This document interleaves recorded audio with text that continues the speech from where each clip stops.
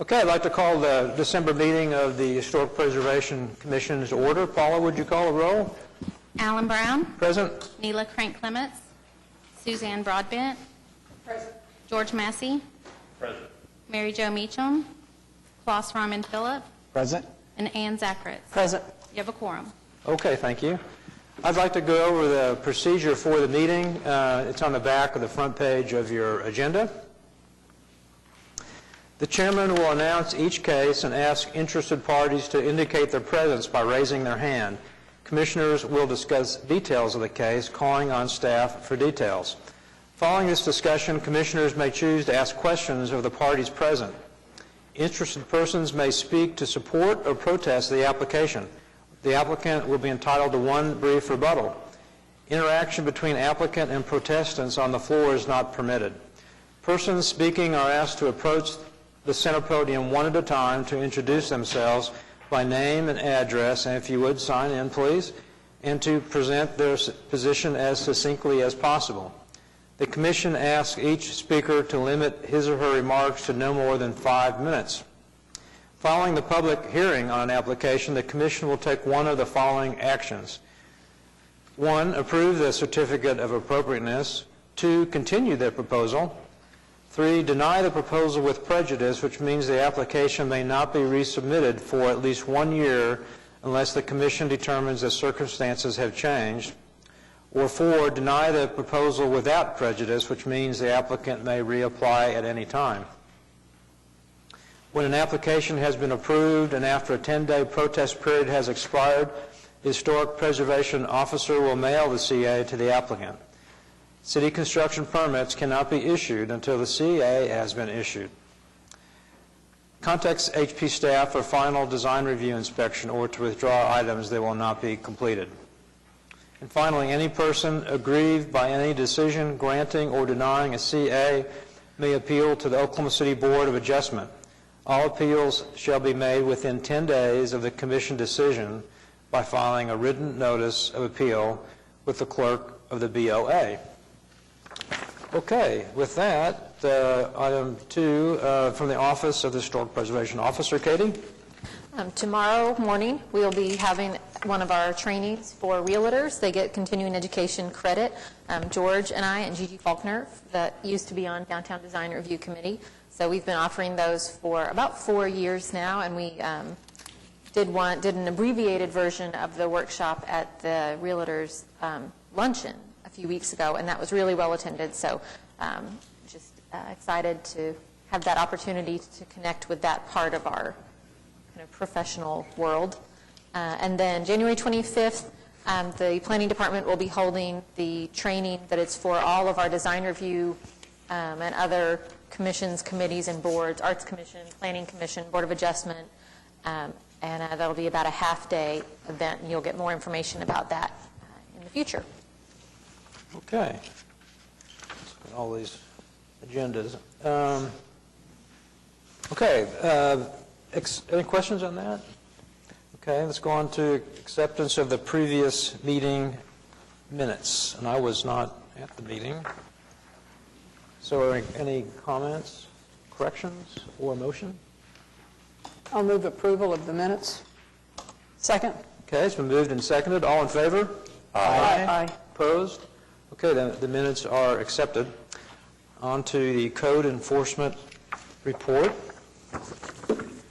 Anybody from the city here? No? Any comments on the code enforcement report? Just a reminder, if you see a number listed under the column that says citation number, then that means it has progressed from a notice of violation to a citation. You can follow up with that number through code enforcement or through the Action Center or contact HP staff if you have questions about any of these. Okay. Any questions from commissioners? No? Okay. On to continuous announcements and requests. None. Public hearings. Oh, hold on. Excuse me. Sorry, we do have two. Oh, that's right. Yep, we have two new requests for continuance. It's 18-153 and 18-154, asked to be continued to the February 6th meeting. So we need... Which ones are they again? I should have. D2 and D3. Okay. So we need C. a vote on each of those. Separately? Yes. Okay. Is there a motion to continue D2? I'll make that motion. I'll second. Okay, it's been moved and seconded. All in favor? Aye. Opposed? Okay, D2 is continued. Is that for how long? February 6th, that's okay. February 6th. And now, I'll make a motion to move who is D3. the second on that one? Oh, Klaus was, okay. Okay, so now let's go to D3. I'll make a motion to move D3 to February 2nd. Okay. All right, it's moved and seconded. All in favor? Aye. Opposed? Okay, that is also then continued. On to public hearings. For library structures, none. National Register nomination. We have one National Register nomination, NRHP 18-4 at 2525 Northwest 112th Street. That is part of a PUD, and it is in Ward 2. Consideration and possible action on application of multiple owners by Linda Ozanne, State Historic Preservation Office, to consider a resolution regarding a proposed National Register nomination for Stonegate Elementary, also known as Greystone Elementary.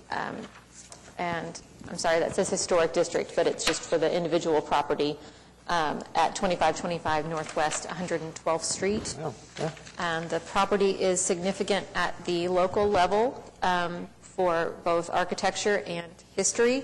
It is associated with a period, historically, period of great expansion in the Oklahoma City School District, as well as a key time period for when the district was attempting citywide integration of the schools. Architecturally, it is an excellent example of the modern architectural style applied to a school, mid-century modern style applied to a school building. And Sarah Warnicki is here from the State Historic Preservation okay. Office to answer any other questions. Great. Welcome. Yeah, so like you said, I'm Sarah Warnicki, the National Register of Historic Places Program Coordinator with the Oklahoma State Historic Preservation Office. And yeah, I'm here to answer any questions or field any comments you may have about this nomination. I just wouldn't mind knowing, how does this get initiated from the outset? Okay, so this was a client-based nomination. They are pursuing a tax credit project on this building. So the tax credit project and the National Register nomination are being done concurrently. So, Thank you. thank you. Who was the architect on that? I was looking for it. You know? I was wondering if it was... My head should be in, Oh, I see it. Bill yeah, Halley. before the history. I see it. Okay. Bill Halley, and then Turnbull Yes. and Mills. Okay, great. Every building has an architect. Yeah. Okay, any questions? Anybody in the, have a question? No? Don't be shy. Okay. Anybody on the commission have a comment or question?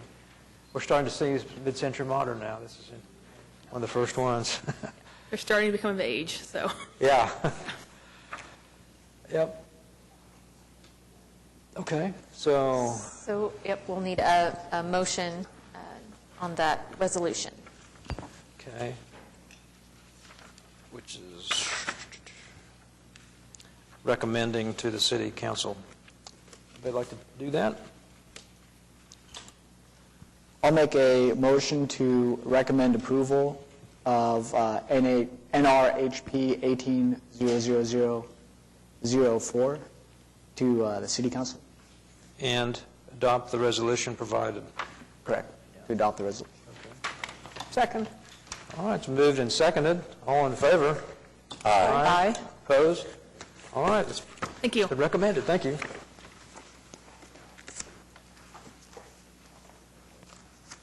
All right, next, are we on to D? C. C, consent docket. start. We have 3 cases on the consent docket, and the commission can ask to have one of those pulled if anyone has any questions. Would you like to pull one for any reason? Okay, or a motion? I move approval of the consent docket cases. I'll second. Okay, it's been moved and seconded. All in favor? Aye. Opposed? Okay, consent docket is approved, and if you're one of those cases you've been approved, you can leave unless you want to stick around for, whatever, interesting discussion. All right, on to D. HPCA 17-00212 at 825 Northwest 37th Street, Crown Heights, Ward 2, consideration of possible action on an application of Anthony and Allison Moses by Catherine Montgomery of Preservation and Design Studio for certificate of appropriateness for an amendment to Item 1, construct addition to revise window at second floor rear west side elevation. So this is an addition that was approved previously, and what is before the commission is just to modify a window on the rear second floor west elevation.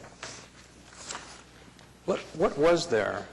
There's a before. Was it just a regular window? Or So in the original approval, there were a pair of square windows, okay. approximate location. Hello. Hi there. How are you? I'm Allison Moses, the owner at 825 Northwest 37th. Okay. Welcome. Any comments on this? It's just the one window amendment. Stuck together? There it is. Okay.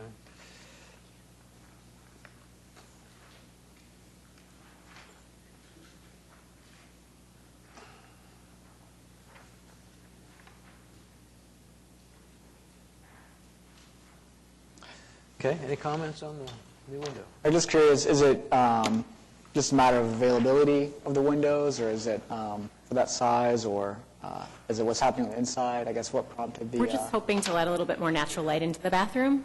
Okay.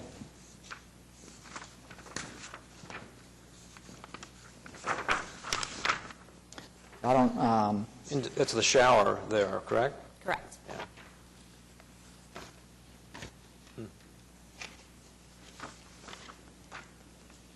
Doesn't seem like that significant a change necessarily. I think it's on the back of the house. It's on the back? So is it not? On the side. On the side, Yeah. right? But behind the primary structure.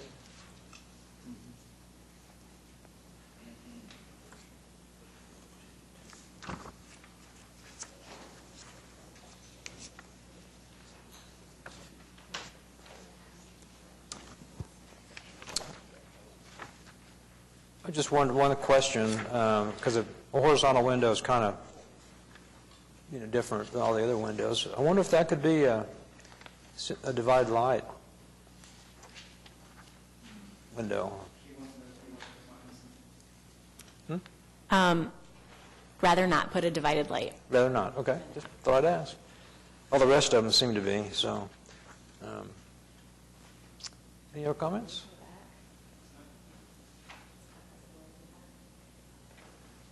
Well, I'd follow up on that with, what's the problem with a divided light for you? So the back of the house that, the doors that we're doing out to the backyard, those are all going to be black frame doors with open glass, not divided light. So the addition that we're putting on in the back is a little bit more modern, and we're hoping that the inside will have a modern look and feel in both the kitchen and the upstairs bath. So that's why we'd like to keep it without the divided light there. So around the back, it changes to, because this is the side, around the back, it changes to just single pane, right? For the doors, yes. Yeah, All doors. of the downstairs windows in the kitchen are going to be divided light. What, the other windows on the north in this addition, what are they on the second floor? We don't have that in front of us, so They're divided light as well. they are divided Upstairs. light.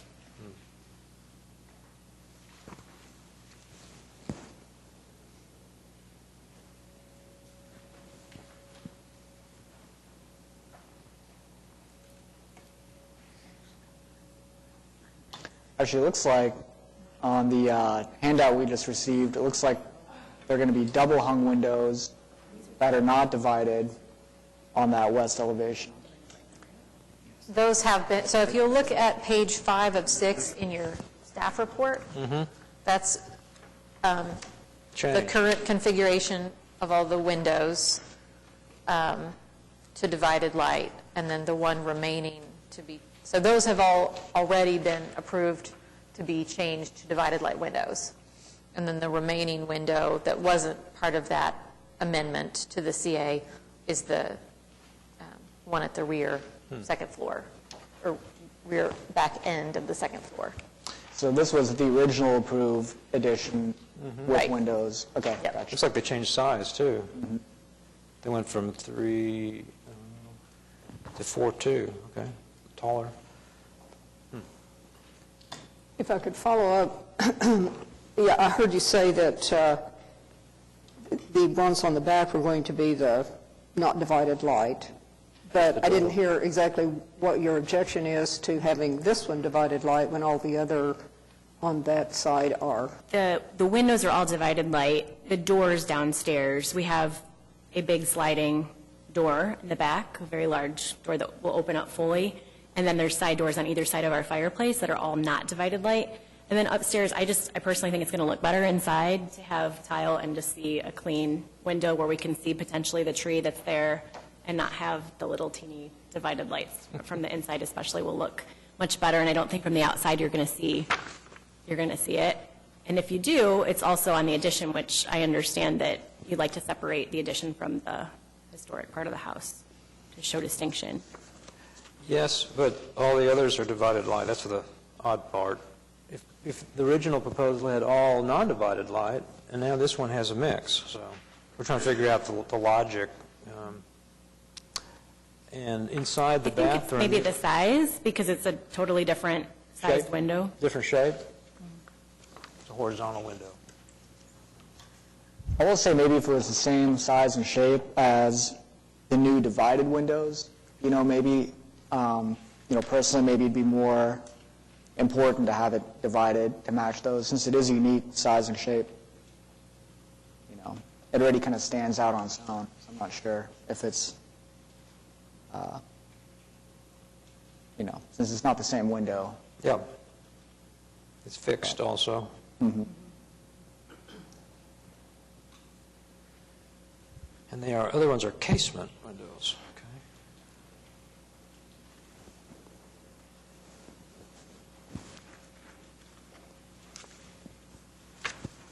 You don't, by chance, have the back elevation, do you?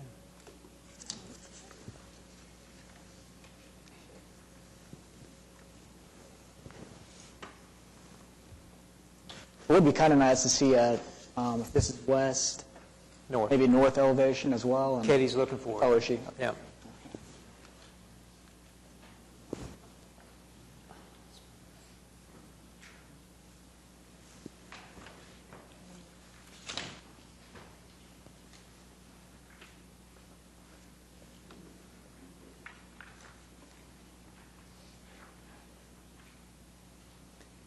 Has the north elevation changed from your original, Sabittle? Has what Has changed? the north elevation changed from the original?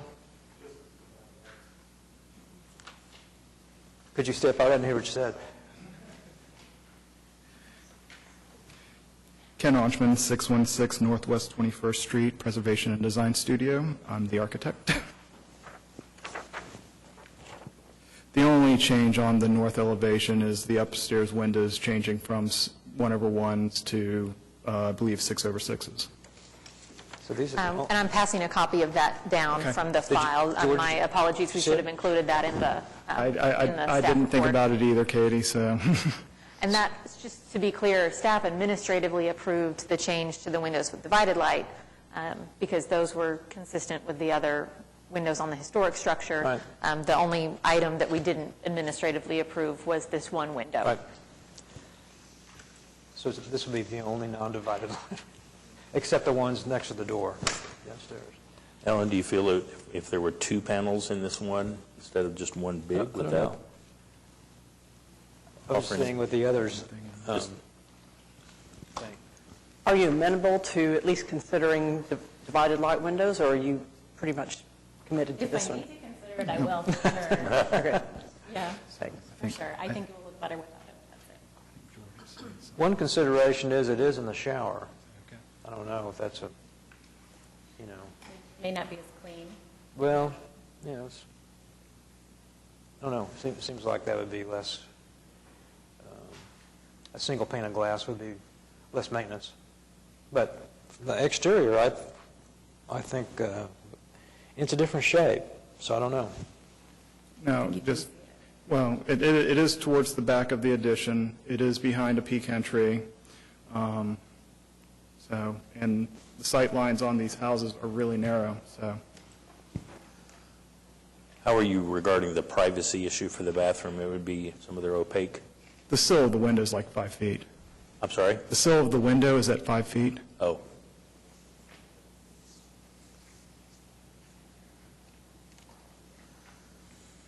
And that really is the only window on, sorry, that really is the only window on that side of the bathroom. Yeah.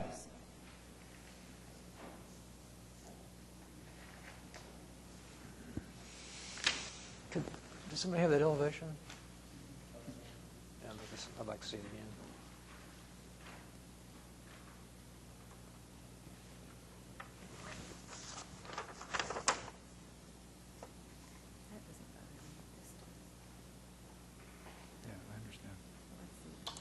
So Katie, as far as the staff recommendation, it says it's not consistent with, let me find verbiage, compatible with windows at the historic structure or elsewhere on the previously approved addition. So technically, if it was, for a new addition, there's a little more flexibility with window typology, correct? Yes. Yes, we certainly have flexibility in additions to allow windows that are not divided light when the rest of the house has a divided light window, windows that are a different shape and proportion. Staff felt like this was different enough from the other windows on the historic structure and on the addition that we weren't comfortable administratively approving it. It's a non-historic shape window, so you can kind of see it, an unusual location. Well, it seems to me it's pretty visible from the public right-of-way, and it stands out to me because it's so distinct from the other windows in the house, both the original and the addition, that I have a hard time supporting that just on those grounds. What would you recommend? The shape or non-divided light? Both would be my preference. I do understand wanting to keep the sill higher and having a narrower window just for privacy, if that's, I guess, a shower on this side. And the room, just to the south of it is a toilet, so Yeah. probably don't want to keep it in there. I was kind of, looking at this, almost wonder if something like glass block could be interesting, because you'd have the, kind of the breakup of the window, you'd have the privacy. I don't know. I think she wants to look out and see the trees. Yeah, right. That would definitely block your view, yeah. I think it's going to look really good when you consider how the back of the house is going to look as well. And I drive, of course, by the house all the time, and you really, the driveway is actually a lot wider in this picture than it actually is. It appears there's really not much you can see at all when you drive by. For privacy purposes, if you had a window that was more consistent both in size and true divided light, have you considered for privacy purposes putting some opaque glass on the interior that would allow you to have the bigger space for light and the privacy, but also from the public right-of-way, have a more consistent view with the other windows in the house? I'm not sure opaque lights are consistent with the guidelines. I'm speaking of an insert that you would put in the inside of the house. It would not be visible from the exterior, but so you could have the light, have the privacy from the opacity. Out? I'm sorry? Would you be able to see out? Or would it look opaque? Light only.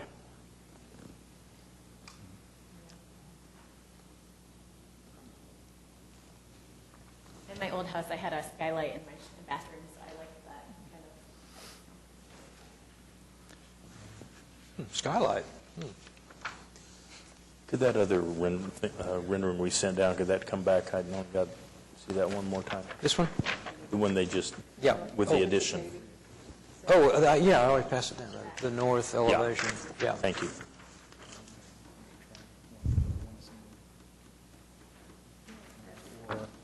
Uh-oh. Ideas, Catherine? So the primary consideration for the window in the shower is, of course, a concern about deterioration, because it is in the shower area, which we all know is a common problem in historic homes that have windows in their shower bathtub areas. So the idea is, for privacy and to keep it out of the water spray, is to make it a little bit higher. The longer window, yes, it's a little bit unusual for in comparison to the other windows that are there, but our historic homes in all of our neighborhoods often have some little idiosyncratic opening that doesn't necessarily match the others. For example, you know, when you have a fireplace, you might have a high window above that. To add muntins to the inside of the window is just going to exacerbate a rotting condition, because those muntins would likely be made out of wood. The guidelines don't permit glass block. They don't permit translucent glass. And they also require muntins to be simulated divided lights at a minimum, which would be a divided light attached to, divisions attached to the outside of the window and to the inside of the window. So that all of those things have gone into the decision for this particular window. Before I would even consider muntins, I think what might be more appropriate is maybe just to divide it into three, like with a little bit wider mullion, perhaps. And so it would still be one window, but the muntin would be a little bit wider, and it would be less opportunity for rotting material, and still get a subdivision of the long narrowness, if that's something that the client would be amenable to. Yeah. So Catherine, that's 3 panels? Is it being 3? It would be one panel of glass, Right? but then we would do the simulated divided lights that would actually be a little wider and look like mullions to give it the appearance of 3.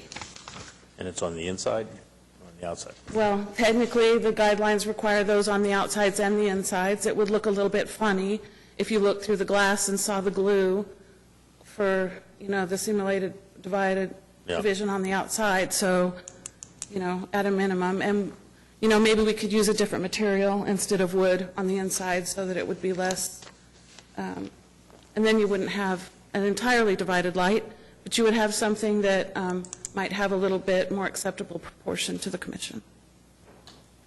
I mean, I think you're totally right on.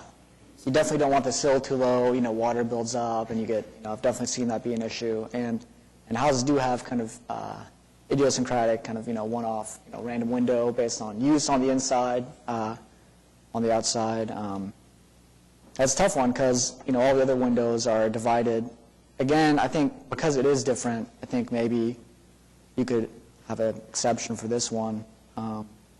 What about maybe instead of kind of divided lights, if, I don't know how wide the shower is, but maybe you could do, you know, 3 almost individual square windows side by side with, you know, enough of a stud, you know, maybe a couple studs and some trim, you know, Or frame it 2. out that way.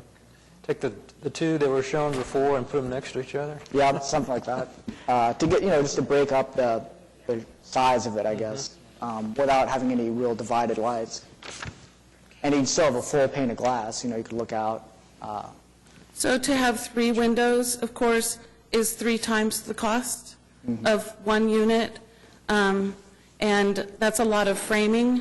So you know how, like, when you have a pair of windows, oftentimes you'll have like a 6-inch mullion or something that would be less. fine. You know, we could do like a 2-inch mullion or something like that, and perhaps we could use you guys aren't going to know. I mean, like plastic on the inside or something like that. So that it wouldn't, or like a Trex material or something like that. Or just wood and paint it, and then when it rots out, we'll replace it. I mean, if you get a double window, a lot of the time they'll have, a thicker mullion in between. Right. It's not a true, it's not framed, you frame the whole opening, but it has, built in the window. So, Right, Or you the buy it mullion as one becomes a window structural assembly. component. so I've been advised that we can't redesign it for them. So I kind of feel that's an unusual location, and Catherine's right. You do see horizontal windows like around chimneys and that sort of thing, just odd And it's in the locations. back. I mean, I really do think it's going to be minimally visible. Yeah, so I'm starting to come around to it and not trying to complicate it, but just me. I agree. That's kind of what I was saying. I think it's different enough, and I think you do see on a lot of historic structures kind of one-off windows that kind of reflect what's happening on the inside. Whether you have a staircase on the inside, you might have a small window where the staircase goes up, and it might look kind of funny and out of place, but can add kind of a nice quirkiness. And to the even on the structure. front of houses, sometimes you have a long, narrow stained glass window that has maybe the address in it or something, or just a piece of stained glass in the neighborhood. I think the conformity with the doors, glass in the doors, like she mentioned, I think it fits very well to me. I don't have a problem. One more comment. I would almost feel more comfortable if it wasn't quite as, could it be 18 inches? Would it be, 2 feet? It would be more of a large pane. I'm just wondering, it'd be... Just like a little bit smaller? Yeah, in height. So it still would be a little higher. Would you be okay? I think it'd look more within keeping in a large pane of glass. What do you guys think? That's in keeping with new construction now. They always have, it's about in my house. It's about like that. You have something like that? Okay. Yeah. All right, well, there seemed to be, if that's an option, you guys, anybody want to, what do you think? Yeah, honestly, I think whether they choose to maybe shorten it or I think Be better? I'm okay with how it is, kind of if they wanted to, maybe. I guess at that point, would we almost be designing it for them, or what? No, it's just small thing. If they want to propose that. Suzanne, you don't seem to be... All I was going to comment on was the smaller size, like you're suggesting. It seemed to be more balanced, just from looking at this. At about 1'6", you think? Moving it down to 18 inches or whatever. Yeah, 18 inches, I think is what you Yeah, said. that's what I said. Just visualizing that, it does seem to be, that it'd be a little more balanced. I don't know how That's that... such a large pane of glass. Yeah. Okay. Have we beat this one to death? Anybody want to make a motion? All right, so I'll make a motion to approve HPCA 1700212 with the condition that the window is shortened to 18 inches tall. And see if there's specific, Could we get 1'8"?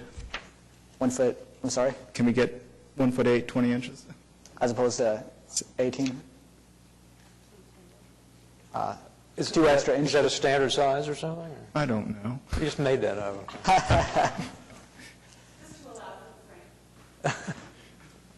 Oh, Just to allow for the loss of glass in the framing size. Are you guys amenable to that? Yeah. Better. Yeah. Go ahead. Okay, sure. So with a specific condition that the window is shortened to 20 inches tall. And I'm going to see if there are any specific.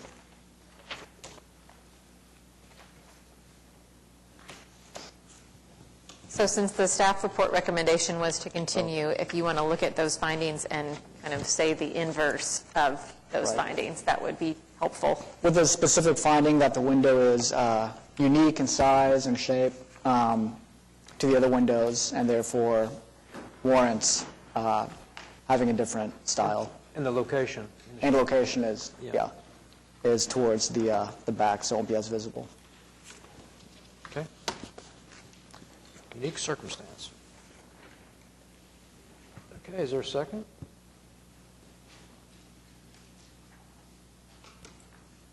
Second. Okay. Been moved and seconded. All in favor? Aye. Opposed? Aye. Opposed?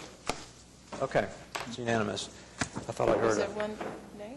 I don't, was there a nay? They're all A's. You're good? Okay. That's what I, Thank you all. all right, thank you. All right, next case. D2 and D3 have already been continued. HPCA 18-00176 at 207 Northwest 18th, Heritage Hills, Ward 6, consideration and possible action on application of Connie Lynn Calvert by Doyle Tiffin of Genco Roofing for a certificate of appropriateness to one replaced roof required. Okay, applicant is coming forward.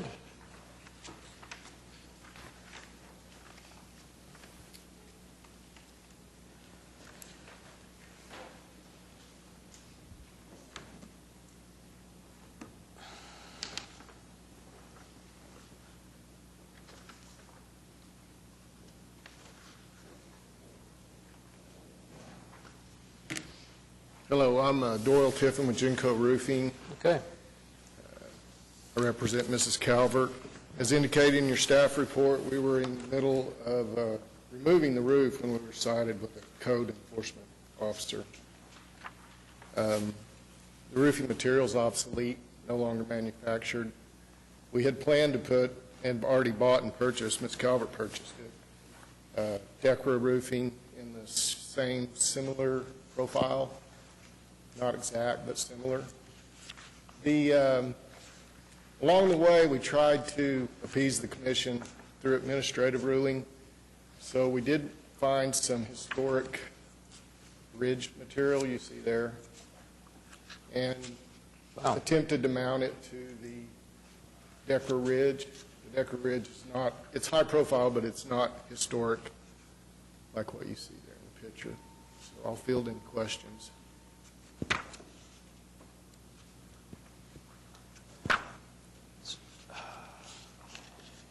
You can see some of our mock-ups there if you're looking at the same thing I am. So just to add, the replacement shingle or tile product is a pretty close match to the historic Pretty close match. roof. I do have a sample with me if you'd like to see it.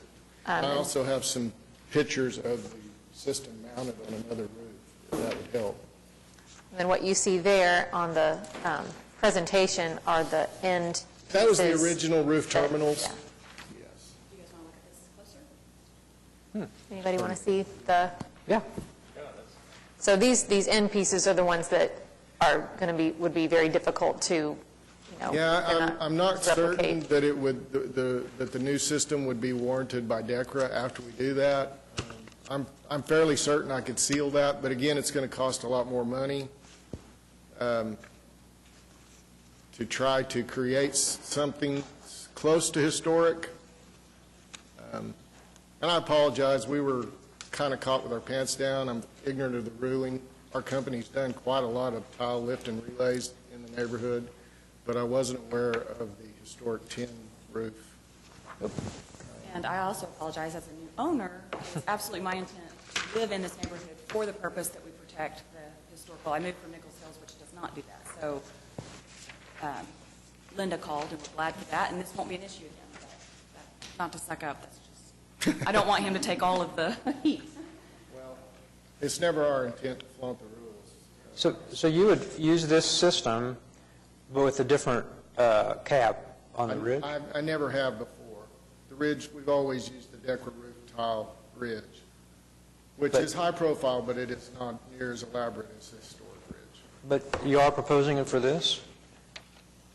I actually, With the finials? along the way, in contact with the staff, we attempted to get administrative ruling along the way, and they were quite helpful, but we weren't able to do that without coming before y'all. So at that point, we were trying to do anything we could to get a roof on. It's been exposed now for over 2 months Oh, with self-adhered underlayment. It's really, really good stuff that she's covered up with, but it's not meant to be there forever. So your staff report might seem a little bit vague, and that's because it is vague. They came up with some options that would attempt to replicate the high-profile ridge and the terminals, but are not entirely confident that that's really the best solution for the replacement roof I see. product that they have. that it's going to, not confident that it's going to look right anyway, or that it's going to function correctly. So the applicant's kind of asking for the commission's input on using the commercially available product that is not an exact match versus other options to get closer to that look. Along the way, the staff indicated that one of the most distinct features of the historic obsolete roof was the ridge terminals and the decorative ridge.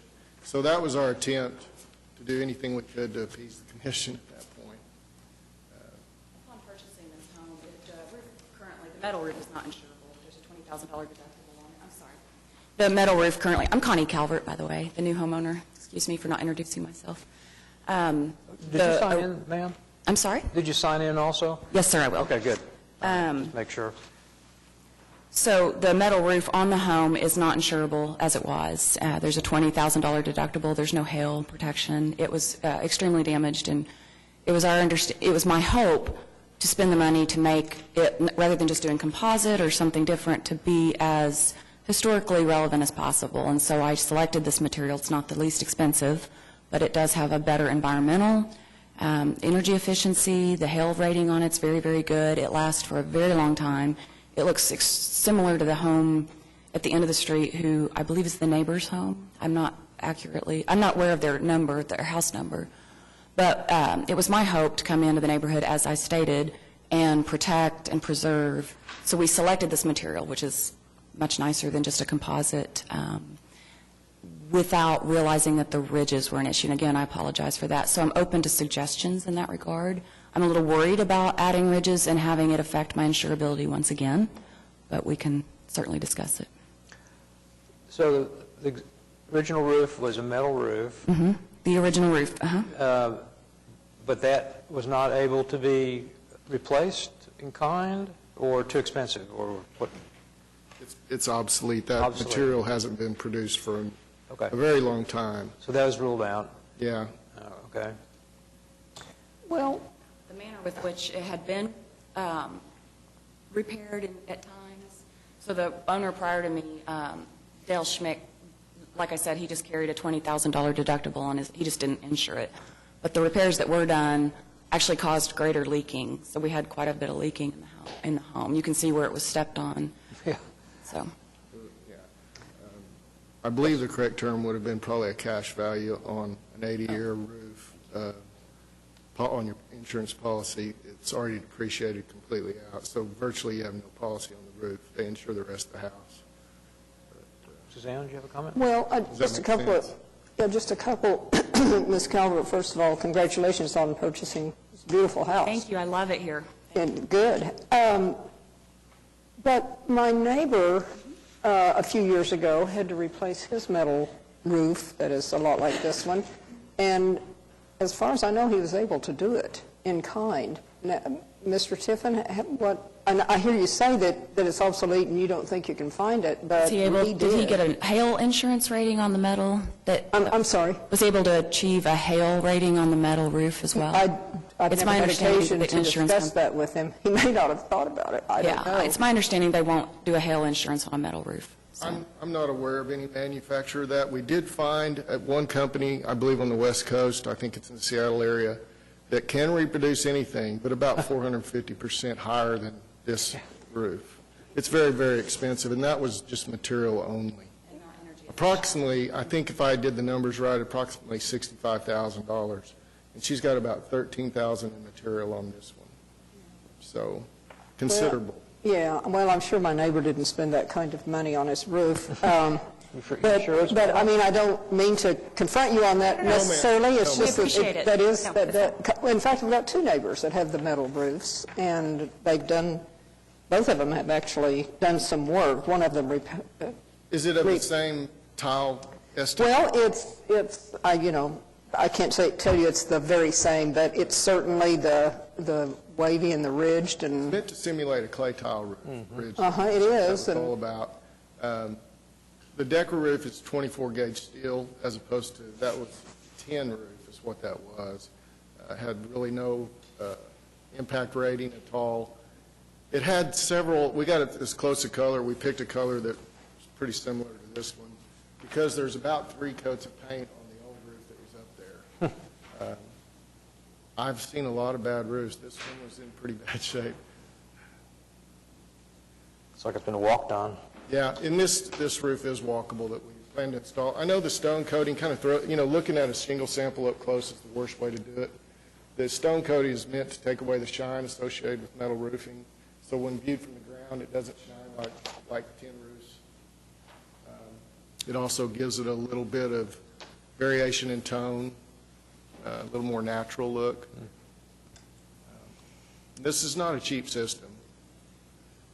That's a very unique roof. It seems to be some hail resistance to it, right? There is. It is Class 4 impact rated. And that would be the same as other roofing materials you could get that are hail resistant? Yes, sir.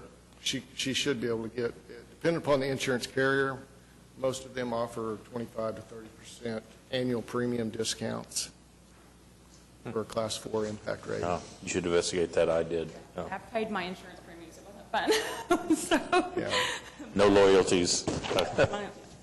So we got 2 issues here, replacement of metal roof with this product, and then using this system, lack of the ridge cap with the terminations. May I add one more thing? This is a fairly low slope roof. Most of the details from the ground are not going to be very visible. It would be very hard to distinguish this profile from the original profile.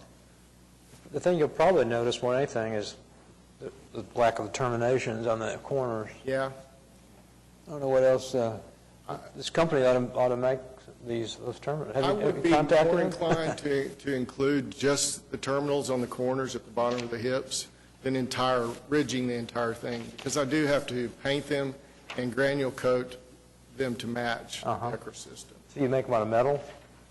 Actually, I can purchase them from W.F. Norman, and you can see those in one of the pictures. Who's running that for me? There you go, those terminals at the end. I'm able to purchase those. I'm able to. Or she's able to. Yeah. And I'm able to actually purchase the additional ridge, but there's 200 feet of ridge on the entire structure. So to go through and mount all of those and paint and granule coat them to match the Decra system is a pretty elaborate deal, and it's going to cost her a lot more money. And attaching it, do we know for sure whether it'll affect my warranties? Yeah, I haven't consulted Decra. I'm sure they wouldn't like to see people put screws through 200 feet of ridge, but I would be willing to extend my own personal warranty, or Genco's warranty, to her at the base of all the hips and at the 2-to-1 areas where the hips meet the ridge. So you would just do it on the corners? Just on the corners, yes, sir, and the prominent features of the house, if that makes sense.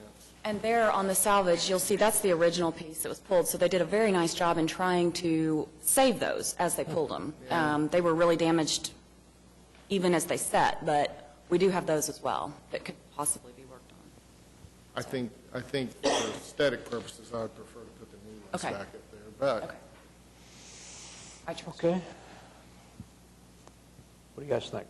I mean, it's always tough to replace, a historic product that may or may not be manufactured anymore with more modern materials. So it seems like the product, especially, we did see it up close, but I could imagine seeing it 2 stories up.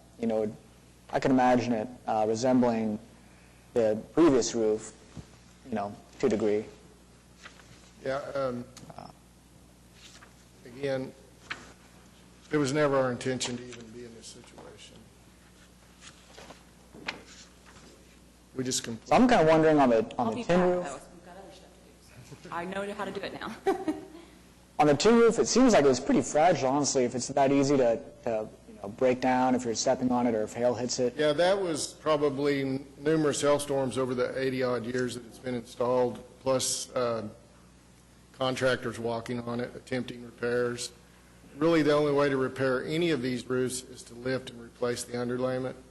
Trying to do anything from the top is just putting sealant on it, and that's not a roof. My question is, so historically, it kind of simulates a clay tile roof. Yes, sir, that's what it's intended to. Right, so clay tile would have been kind of the premium, if they could afford it or if they would have done that instead.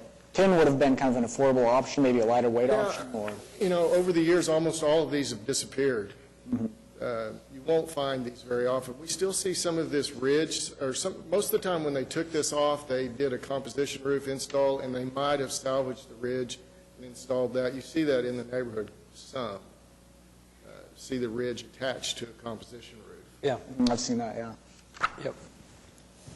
Well, you know, my inclination is it seems like it was kind of maybe almost an inferior product to begin with. You know, I think it did add definitely to the character of the house. So, you know, it seems like you're proposing to replace it with a superior product to what was there before, while maintaining more or less the character. More or less That's the same goal. profile. The goal is to Yeah. keep it looking What do you think about the terminals?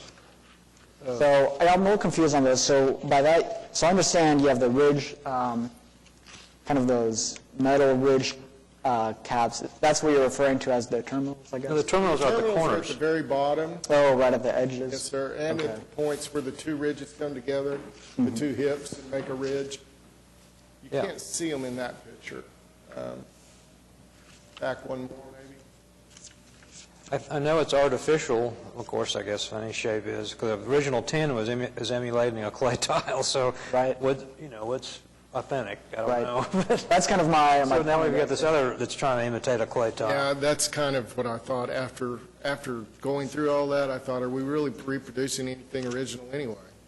But it was original. So, I don't know, those I call them finials, but terminals seem to be a important part of the character of that house, that style of roof.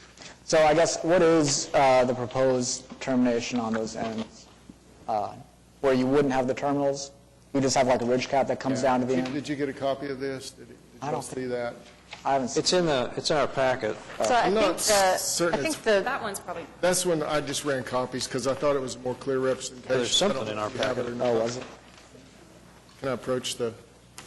So my understanding is that kind of the proposed compromise was to go back with the roof product that's shown here, but to install the terminals just at the corners, not the decorative ridge cap, but the terminals to Right. replicate the look of Right. those. commission requires that we do that. Yeah. Our number one preference would be to not attach anything to my existing brand-new roof that's more energy efficient, that's warranted for the years that it is, because we tried very desperately to get the nicest material that would match the way it would initially. So I hate to, I'm a lawyer, so I hate to attempt to affect any structural warranty or insurance and rely on them, but we will. We will, it Okay. is my hope to work with the commission. So this Yeah, would that's be, why I'm here. Appreciate that. That's probably more of a, that is the Decker system installed. okay. Same profile, same ridge cap. It's distinctive, but obviously it doesn't have the finials or terminals. Depends on your terminology. Yeah. What you call those. So, what do you guys think? I'm inclined, since, you know, the original roof was maybe not a fantastic product to begin with, and was kind of already emulating clay tile. I'm not sure, you know, It was historic. it was historic, that's true, that's true. But I think the character of the roof was maintained, and it's a superior product that hopefully won't be replaced for a long time. You know, and I think, you do want the building to be watertight. I think, Yeah. Has to be. What about the Right. terminals? What do you think? Would you require that? so if the terminals were installed in the eaves only, or on the very, Corners. I mean, I wonder if the risk for water infiltration, even I if you think, punch through I it. feel fairly certain that we could do that attachment.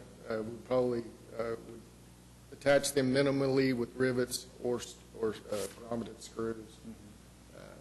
I think that could be a good compromise. And that has been done with other houses that have the metal ridge cap. They put a roof on it and they attach the metal Yeah. to the ridge to maintain the appearance, because the system has to be complete. That would be a modest intrusion to the ridge system. It's just at the corners and would you say, the intersection? There's other one? There's actually 11 on the roof. I believe it's at the bottoms of the hips, at the corners. Okay. and where the ridges, where the hips meet the ridge. Okay. Towards the horizontal portion of the roof. Okay? So I can reproduce that fairly simple and coat them with Decra system coating. They provide in their system touch-up granules. Okay. We can put spray adhesive on those and coat them, just like I did there, actually. Okay. It'll match color. We just like to get her a roof on. Yeah, I understand. Okay. Anything else? Does anybody feel comfortable enough to make a motion on this? I'll make a motion to approve HPCA 1800176 with the conditions that the applicant provide the, what we call those? Terminals? Terminal or finials. Terminals to the eaves to match as closely as original, and with the specific finding that this is the best product alternative to the previous. Second. Is that a second? Yes. Okay. Been moved and seconded. All in favor? Aye. Aye. Opposed? Okay, been approved. Appreciate that. You may have a new, might be others in town that need to have this system. Something new. Okay, next case. HPCA 18-00179 at 3206 North Hudson, Edgemere Park, Ward 2, consideration and possible action on application of Larry and Maria Kuntz by Catherine Montgomery, Preservation and Design Studio, for certificate of appropriateness to 1 Construct Edition, elective. Okay. And in case you have kind of a deja vu moment, we did previously approve the installation of some dormers and some other things at this property, and they're proposing this as an alternate to that project. Okay. I'm Larry Coons, and the owner of this house. And here to field any questions you may have. All right. So, I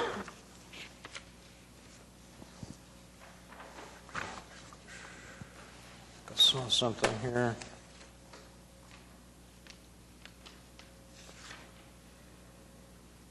Nope, that's not it. Same one. Nothing from the committee. All right. Any questions?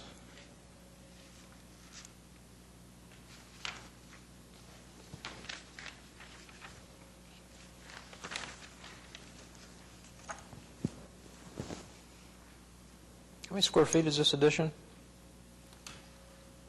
Right around 500. 500, okay.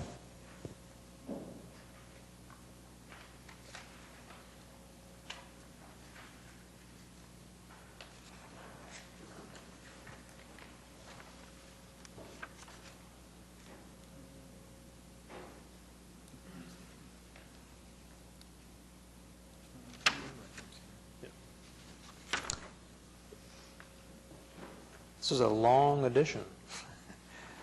Doesn't leave much backyard.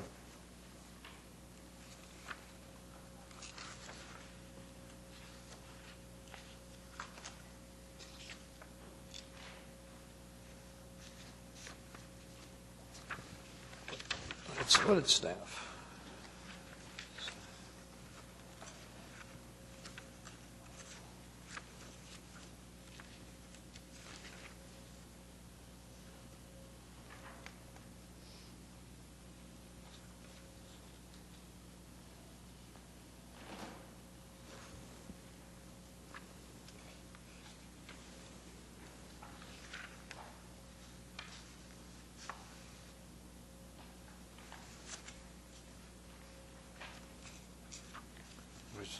Flipping.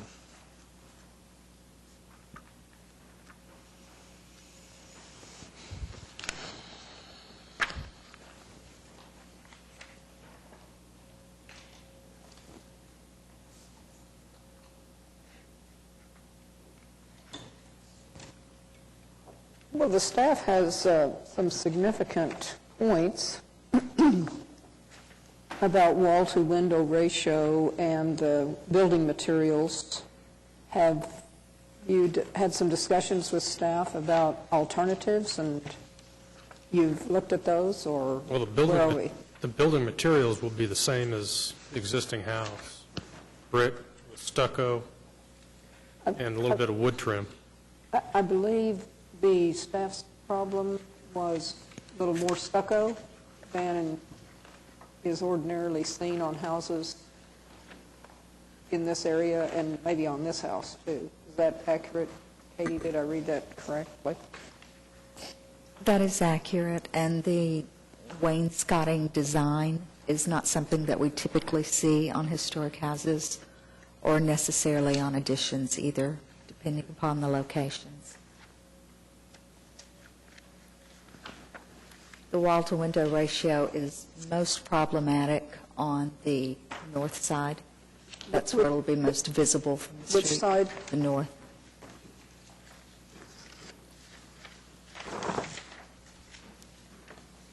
And then the form and the massing of the structure and the extension into the backyard interrupts the backyard to a fairly great extent compared to what we've seen historically on this block. I don't see the architectural character of brick, half stucco. It looks almost mid-century. It doesn't seem to fit the character of the Tudor style in Edgemere. It seems like you've, set back part of the addition to kind of differentiate it from the existing house. I wonder if almost an easy solution to the material issue would just do the whole thing brick. Yeah. Is there a reason why you did the half? Well, the guidelines do stipulate that using different materials or using materials that are same as what on the house but in a different fashion is acceptable and appropriate. Still needs, in my opinion, still needs to fit the patterns and the character of the other houses. And this doesn't seem to do that to me. Well, it's going to be behind the fence and through a narrow gap of the driveway. You're just going to see the stucco. You're not going to see the brick. I'd rather see the brick. I don't know. What do you guys think? Well, is it a cost issue, or is it a design preference, or what? I guess it was a design preference to kind of take what was on the house already, use the materials, but be able to differentiate it from the original house. Going just all brick, and then you're basically on that side, you're just going to see a line of brick going down, because once you're past these gables, that's all it is brick. So once you're to the back corner of the house, it's not going to differentiate it from the original portion of the house. We still have it set in a little bit, it looks like. Yes. So you've got that differentiation. It just seems like, I kind of agree with Alan, it seems like it's a totally different style than existing house, which I think using different materials is fine, but it just seems totally different. I would add that the view from the street is very minimal. There's a very narrow range of view from the north side, the northwest side of the house. It's blocked by a fence, it's blocked by bushes. It's very minimal. Is there a second floor plan included? I don't see that. What was that, Alan? I was looking for the second floor plan. We've got the first floor plan in our packet. There is no second floor in the addition. What? There is no second floor in the addition. And oh, so it's built up. All that is okay. I was thinking that was a two-story. This house backs up to basically the continuation of the ravine that goes through Edgemere Park. Mm-hmm. So the gully or ravine is somewhere beyond their back fence. So there is a significant slope in the backyard. Is that on a crawl space, or what? How are you building that? It's just going to be enclosed. Wow, it's elevated quite a bit. And that's mainly so that we can have the floors all be at the same height for universal accessibility. It's elevated 4 foot 8 inches in the back. Excuse me? Looks like it's elevated at the 4 foot 8 inches. Wow, that's how the slope of the yard drops off. It's pretty significant. Well, of course, that's made worse by the fact it's so long instead of, a two-story. Guidelines also have that as an example.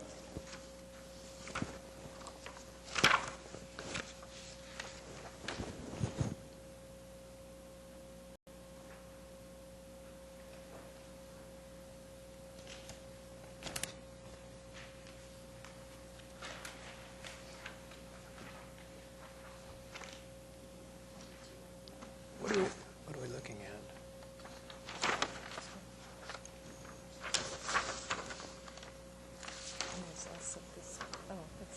Same thing.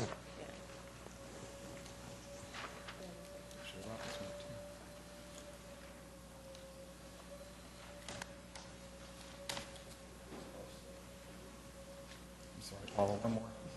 Yep. And you will be able to see from this aerial map that this type of, there's other examples on the block like this. So you knew what we were going to ask about. What's that? You're ready for us. Okay. I So this- generally try to come prepared. So the crosshatch areas are other houses that have a, Yes, and the one that Yeah. has a black property line is Yeah. the house in question. yep.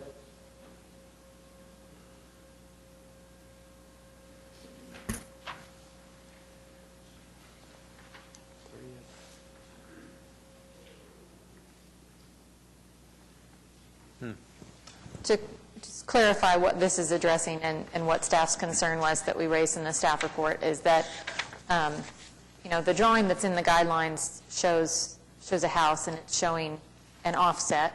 It does not show an accessory structure. The proposed addition extends beyond the front wall of the detached garage, so that if you are looking from Northwest 32nd to the north, right now you can see down the backyards quite a ways down the block, and you would, with the addition in place, it would be essentially a solid wall of house and then garage from the front to the back of that property. So Northwest 32nd is not adjacent to this property, and the top photo that we've submitted with the two photos that we gave you shows a view from Northwest 32nd Street. Right. I checked that out this morning. There is no view. You can't even see our roof from Northwest 32nd. And I stood on my car this morning, and you cannot even see my roof from Northwest 32nd. You can see the neighbor's roof and that at the top of that roof, and that's it. There's no line of view, line of sight from 32nd, and Edgemere Park is lower than 32nd, so there's no line of sight. Okay. Well, notwithstanding that, I do have concerns regarding the massing and the interruption of the built to open space ratio that staff has raised. And I believe that 4.3.3 specifically addresses the inappropriateness of altering the overall character of the historic districts by substantially reducing the ratio of open space to built space. So that's my concern. The guidelines don't really quantitate what open space to unopened space should be. And this addition is much smaller than what is allowed by the guidelines, by 250 square feet. The municipal code says that the structures on the property are allowed to be 50% of the property, and that clear open space not covered by structures or concrete is allowed to be 25%. So you only have to leave 25% of property open according to the municipal code. So given that the guidelines don't quantify that, this is the only thing we have to go on.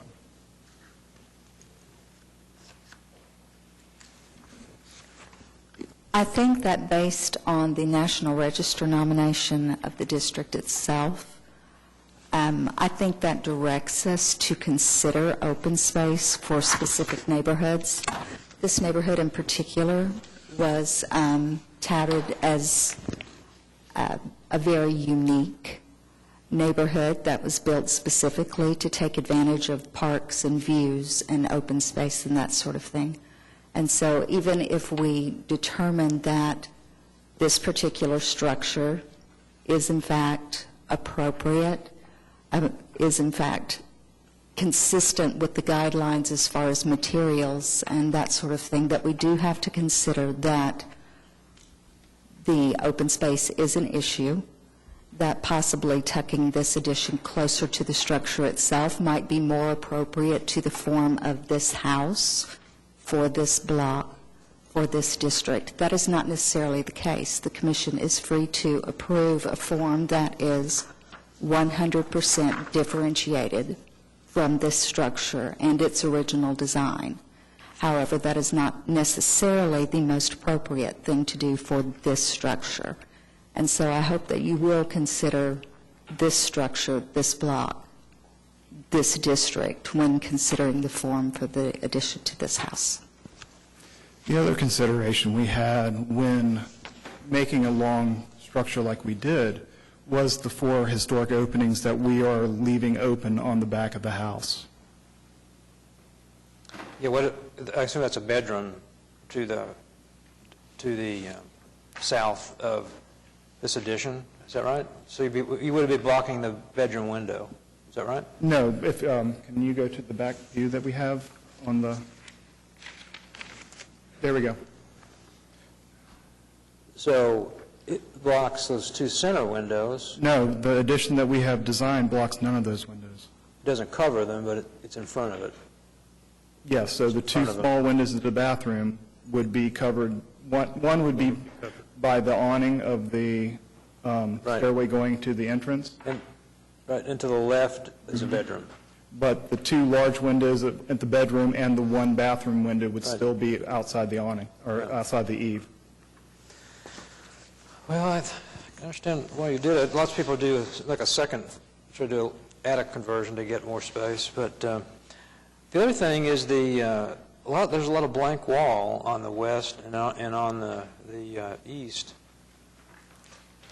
The east backs up to the fence. Well, you look at the fence, and since the neighboring property to the east is such a deep, that property's probably close to 250 feet deep, and there is a large tree line between the 2. The east end of the addition is also the closet, and that we have 2 windows in the closet, one on the north side and one on the south side, so that we could use the longer wall for hanging and cabinetry for the closet. What about the north wall? The north wall has a window in the closet, and then it has a window in the bathroom. The shower. The window, the wall that is inset is where we are planning for them to have their headboard, and it is right over top of where the air conditioner or condenser unit is. So I think a couple of windows would be on either side of where the bed would go would be fine. It's just a lot of blank wall. We're trying to minimize the noise from the condensing unit. That's why because that condensing unit. The double pane windows will be great. The ones you've got now don't help with sound. It seems like if you added a couple windows on that side, maybe that would alleviate some of the concerns the commission has on the length of that wall, maybe? It helps sort of break it up a little bit, or I don't know. And I'm still wondering about the stucco, but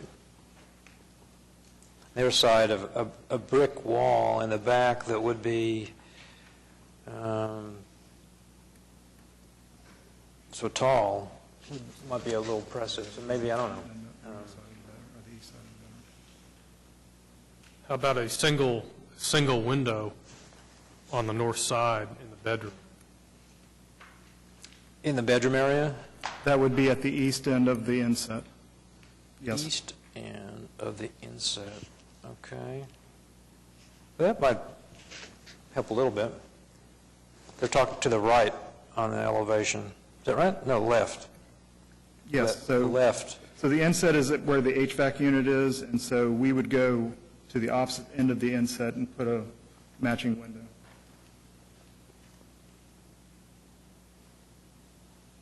That would allow for 3 windows on that north wall.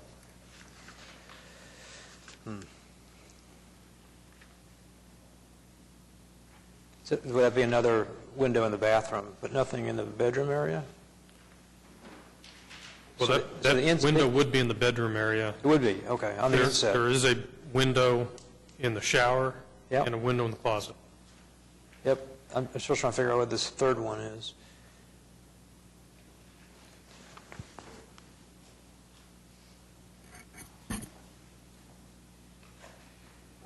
Let's see, north is this way, so the east, okay, so it's right inside the notch where it's inset. Right, so Okay. you have the left-hand side. Gotcha. So if I might, all of the decisions that we make at the Preservation and Design Studio are thoughtful decisions. And also, when we receive the staff report, we take quite a bit of effort to read that and understand what's being put forward, and a lot of time to prepare for the meeting. So some of the things that I think we also need to remember is that the drawings that are prepared are elevational views, and those are very flat. They don't represent what the three-dimensional aspect of the building is going to be. The narrow spaces between these houses, it's unlikely. In fact, the staff report didn't contain an image of the north side. It contains many. We've been looking at a lot of images on the south side. So the attachment A that we provided with the first proposal, when we did consider an attic build out, has some photographs that show you how close those two properties actually are, and how you just, if we'd just gone down a little bit more, you could see that it's minimally visible. I think it's highly instructive that the view from the North Street, what was it? 32nd. You can't see anything.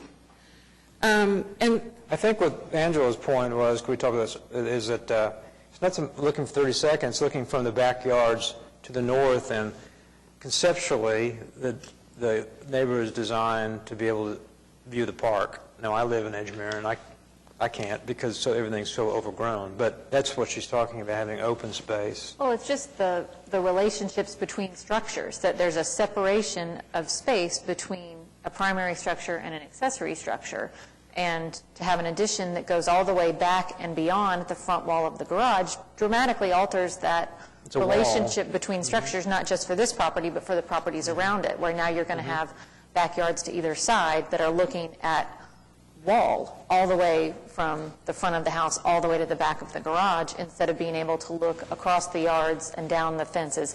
Now, our primary concern is what can be seen from the public right-of-way, but the guidelines talk a lot about the appropriateness of massing of additions, proportions between and among structures. So that was really the overall concern, is that this is not a typical footprint for and relationship between a primary structure and an accessory structure. In most of the backyards, you do have the ability to, kind of open to the neighbors, and it's kind of a social thing. This completely kind of destroys that. Yeah, if you look at the plan on 12 of 23 on the staff report, it does, if you look at the addition in relationship to the garage, it does kind of fill up the hole. You almost cut off that hole. If you were looking from backyard across backyards, you'd see the wall of the new addition, then you'd see the wall of the garage. There's not a whole lot left. There's no view between the backyards that have 6-foot stockade fences. And as far as sociability, we know that, unless you've got holes cut in your fence or, you're super tall, you're probably not visiting over the fence anyway. Or looking at the park, in fact.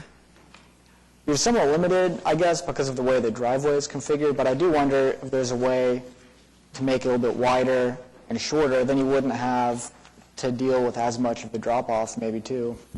And you wouldn't have as long an addition. I don't know if that was considered. That's a good point, and that 6 feet between the house and the garage, you'd have to narrow that maybe, I don't know, but it could be pulled in and widened a little bit. I realize at that point you'd be covering up those back windows possibly, so everything, there's a push and pull there. Now, one of the other aspects that we've learned is that the backyard fence for this property is actually 3 foot inside of the property's property line. So with the relocation of that fence to the property line, we also have the opportunity to push the garage back by 3 feet,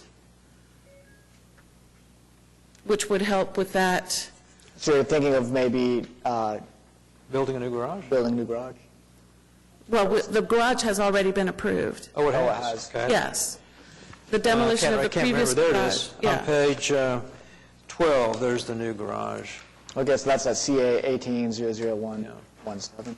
Right. I guess for some reason this was given a different number. Well, that would help, too.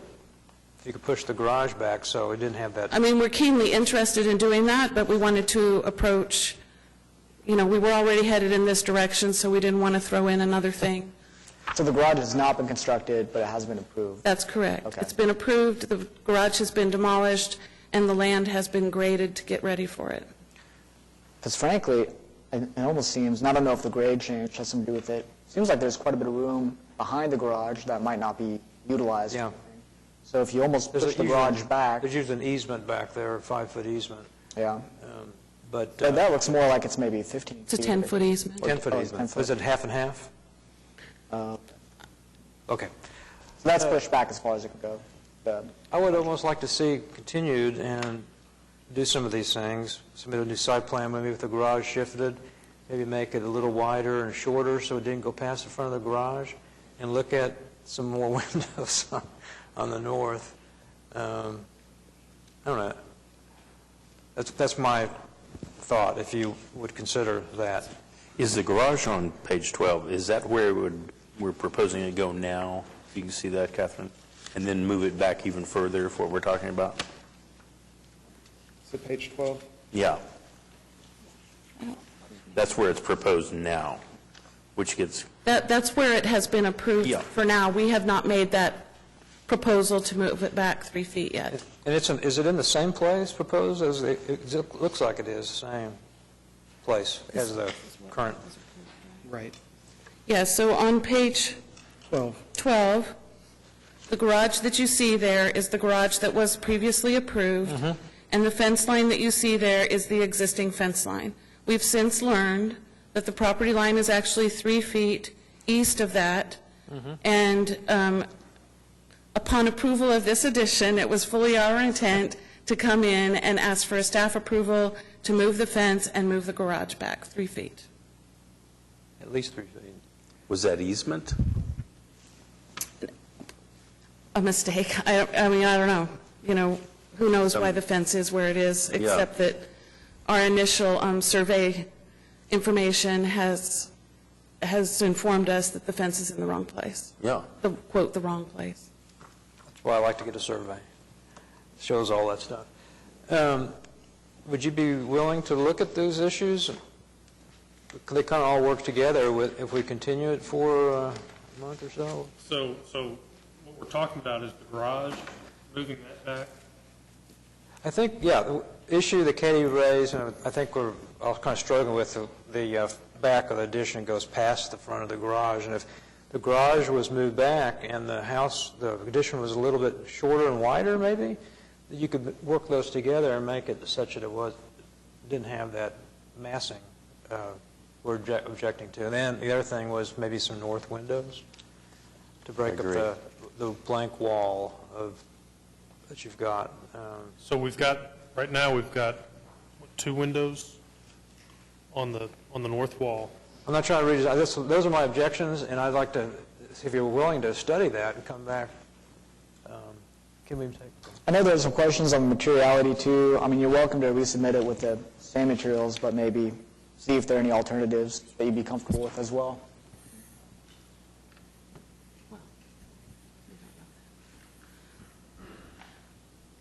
So Mr. Coons has agreed that we could do a continuance to look at some of the issues that you have raised. And based on our discussion, I think that we'll just go ahead and add the relocation of the fence and moving back the garage, since it seems to be something that might be amenable. I I do have concerns about putting windows on the east side, considering that no one's ever going to see that side of the building. I think more the north. I understand and it's a closet on the Okay. north, on the east, so I understand that. More the north. And we have some ideas about Okay. what we might do for Okay. windows back there. Okay. So is there a motion? We can continue to January 2nd or to February 6th. If we continue to January 2nd, we'd need new drawings by Tuesday of next week. Midnight oil.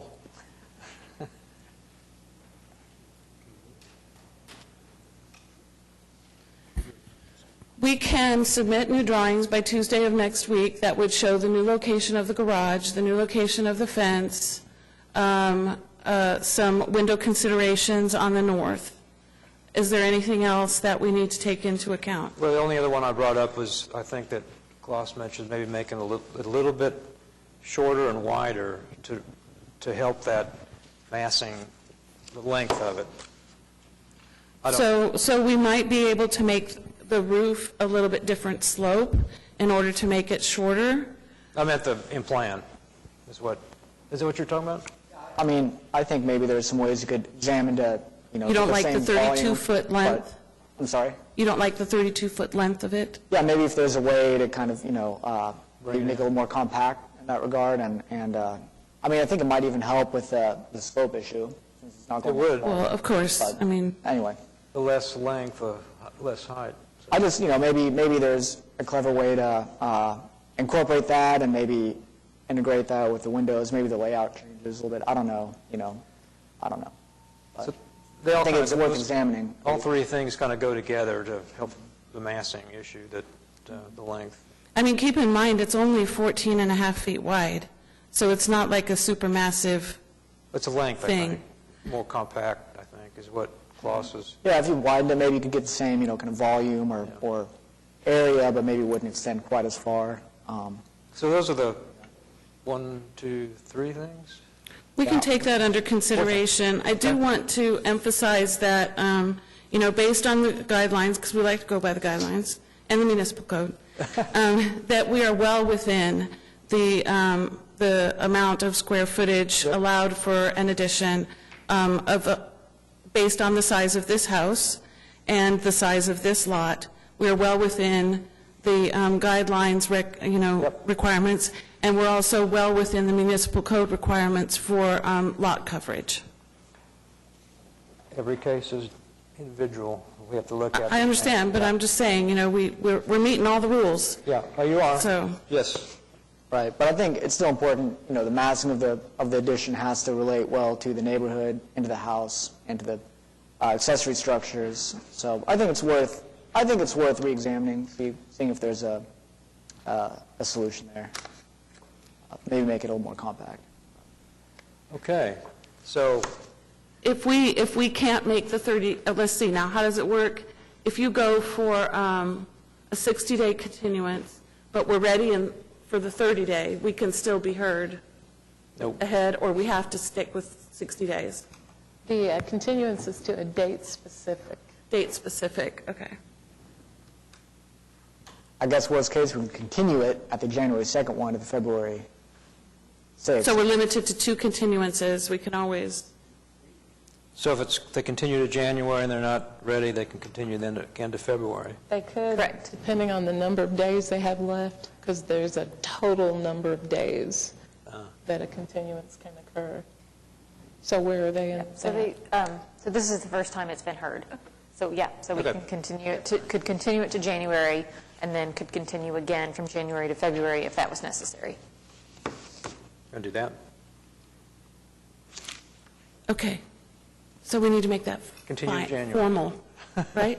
What's that? We need to make that formal. Oh, yeah. So you want to... I'll make a motion to continue HPCA 18-00179 to the January 2nd hearing date to allow the applicant to examine some of the items raised in the staff report. Okay, is there a second? Second. Okay, so moved and seconded. All in favor? Aye. Opposed? Okay, great, thank you. Thank you. All right, I think we want to take a short break. We'll come back in 15 minutes, which will be at 3:45. Can we do 10? Excuse me, 10? Okay. Yeah. 10 minutes, Sorry, that ought to be We plenty. usually So break for 15 minutes. That's kind of 3:40. Sure. Okay, 3:40. Sorry. Here we are.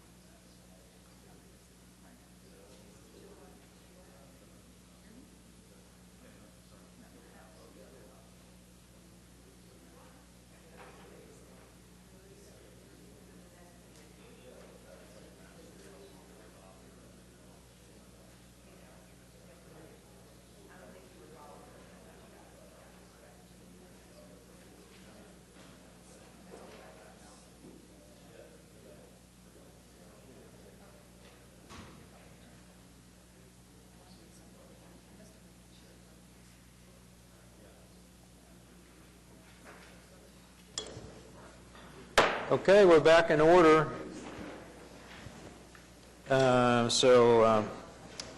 Katie, will you call the next case? HPCA 18-00181 at 2412 North Robinson, Jefferson Park, Ward 2, consideration and possible action on application of Tony Green of 2412 North Robinson LLC by Billy Cobb for certificate of appropriateness to essentially remodel and renovate this structure. I won't read all the items off, but this is a commercial property. We don't see too many of those, and I believe the only kind of outstanding item on here that staff had any remaining questions about was that we didn't have specific details for mailboxes, street addresses, et cetera. Okay. My name is William Cobb. The location of the street addresses we hadn't really been specific about yet. When we started this project, we had gotten in and we were already ordered windows. We were ready to get this whole place remodeled and found out and stopped. We were going to paint the brick, and then we got stopped and said, hold on, this may be historical, because the next door neighbor was having to do some removal of that building next door. The location we were thinking of putting next to each door, one on 2412 on the left side of the door, and one at because of the windows that we are in the doors. If you look at the door you see there, that is not the original door. That is a door they have cut down and put this siding around. The original door, if you can see the page of the interior picture, it's in the big pictures in the back here. If you look, I think it says page 77. It's inside window 1 and inside window 2. If you look at the inside window 2 door size, it's a very large, much larger door than side 1. And we want to go back to that wood original door. I actually found that door that we can kind of go off of that original door. But that will take up the space of if you look at the numbers of the 2412 there. So we would like to locate those on the right side of 2412 and the left side of the other property there. I think it's 2414. Is that correct? And I'll just note that on their own, the installation of like the street address numbers and the mailboxes are things that staff could administratively approve once we have the details for those things. So. Okay. Yes. We would like to have those both put, the mailboxes and the numbers there on each side, the left and the right side of each. I appreciate what you're doing here.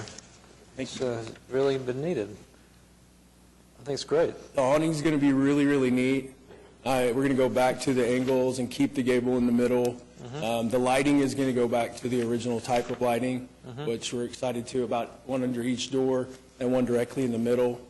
And the windows, when we broke into the windows, they had made a frame out of 2x6s and 2x6, those big boards up that you see there.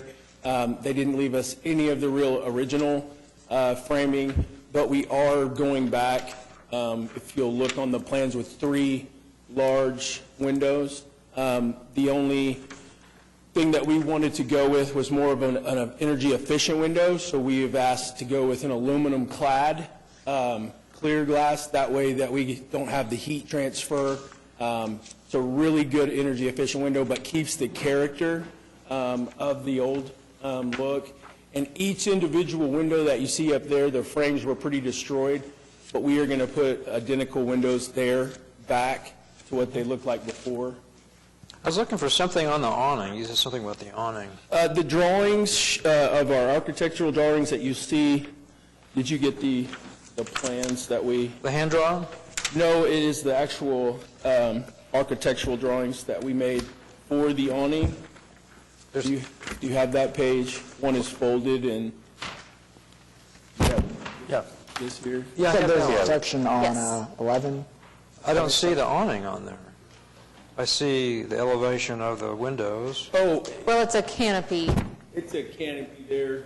On the left there. Okay. Before, and you can see it on the building next door where they had it there originally, and then they took that down. We're going to put a new one back. So you're going to rebuild that? Yes, sir. Okay. Cool. So I remember, this was a previously heard case not too long ago, correct? No, we actually heard the building to the north of it that has a lot of similar, very similar design. Yeah. So finishing out the block. Wow, okay. Katie, could you expound on the shingles mimicking the shake thing? So I believe their existing roof is asbestos. It's an asbestos tile. So they would like to go with something that's not asbestos. And I think we were just meeting. On the gable in this front here, on the south side of this gable, you can't really see it real well. There are GAF charcoal shingles that were up there before, which we are proposing a GAF Timberline high-definition charcoal color to make the black look really nice. But it did have that original, that's an original 3-tab shingle they have there. And I don't know if this gable was added additionally sometime in the past, because it doesn't have the asbestos, as this has the asbestos and the gable has the asphalt shingles. I understand what you're saying. The design of the front doesn't look consistent or something. No, on this slope of the front gable, that triangle there, the tiles on the front field are asbestos tiles, but the tiles on that gable right over back over there are actually a charcoal shingle. And that's why I thought maybe that gable was added later at some time. Yeah, I They think had you might be. shingle. That seems to me. This photograph shows the awning canopy. That's the building to the north, right? Yeah, that is the only picture that we could find in any of our searches for that building from the original. Okay. And it does, if you notice. And on the right, it shows your building. Is that right? This is our building here. Yeah. You can kind of see those aspects, but if you'll notice when they put this porch back, it's actually a little bit Raised. higher up Yep. than the original, and ours will be right where it was from the original, because we'll go off of that front fascia Okay. where it had been before. Okay. So on the roof shingle, I believe, typically when someone does have that asbestos roof still in place, obviously we don't make them go back with asbestos, but we've asked applicants to find a composition product that was similar to the asbestos in shape and size and color. So that was what that condition was referring to. I believe that the GAF charcoal shingles will fit in the parameters of the size of an exposure of that tile that was there. Okay. That looks pretty good. I agree. I think it'll be a big improvement. Obviously, my one big concern is always clear glass. It sounds like you guys are doing that, so it won't be tinted or anything. It'll be No tinted glass and no grids whatsoever on the glass. sweet.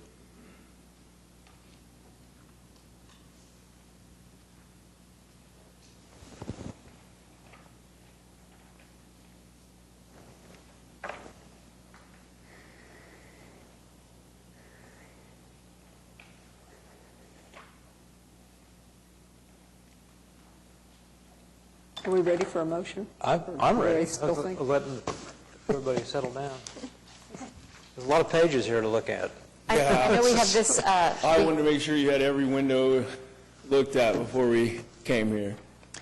I know we broke the staff recommendations down into a number of different items. I think if you were comfortable with everything, you could approve with conditions as listed in the staff report, and that would capture all of them.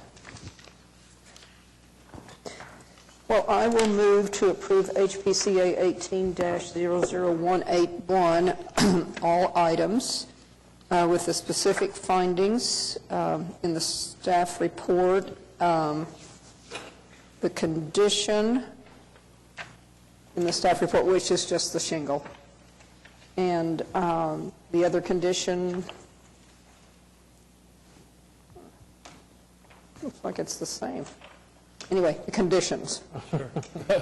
As listed in this pamphlet. And now, on the mailboxes, do we just want to leave that off and you can administratively You can approve that? still, I mean, the condition was that they just submit that to us after the fact, so that's fine. For approval. Okay. We'll include item 9 then, with the condition that the applicant submit the drawings and design to the staff before the CA is issued. Does that cover it? Yep, I think so. I'll second. Okay, it's been moved and seconded. All in favor? Aye. Opposed? Okay, you've been approved. Thank you. Conditions? Thank you. Have a great day.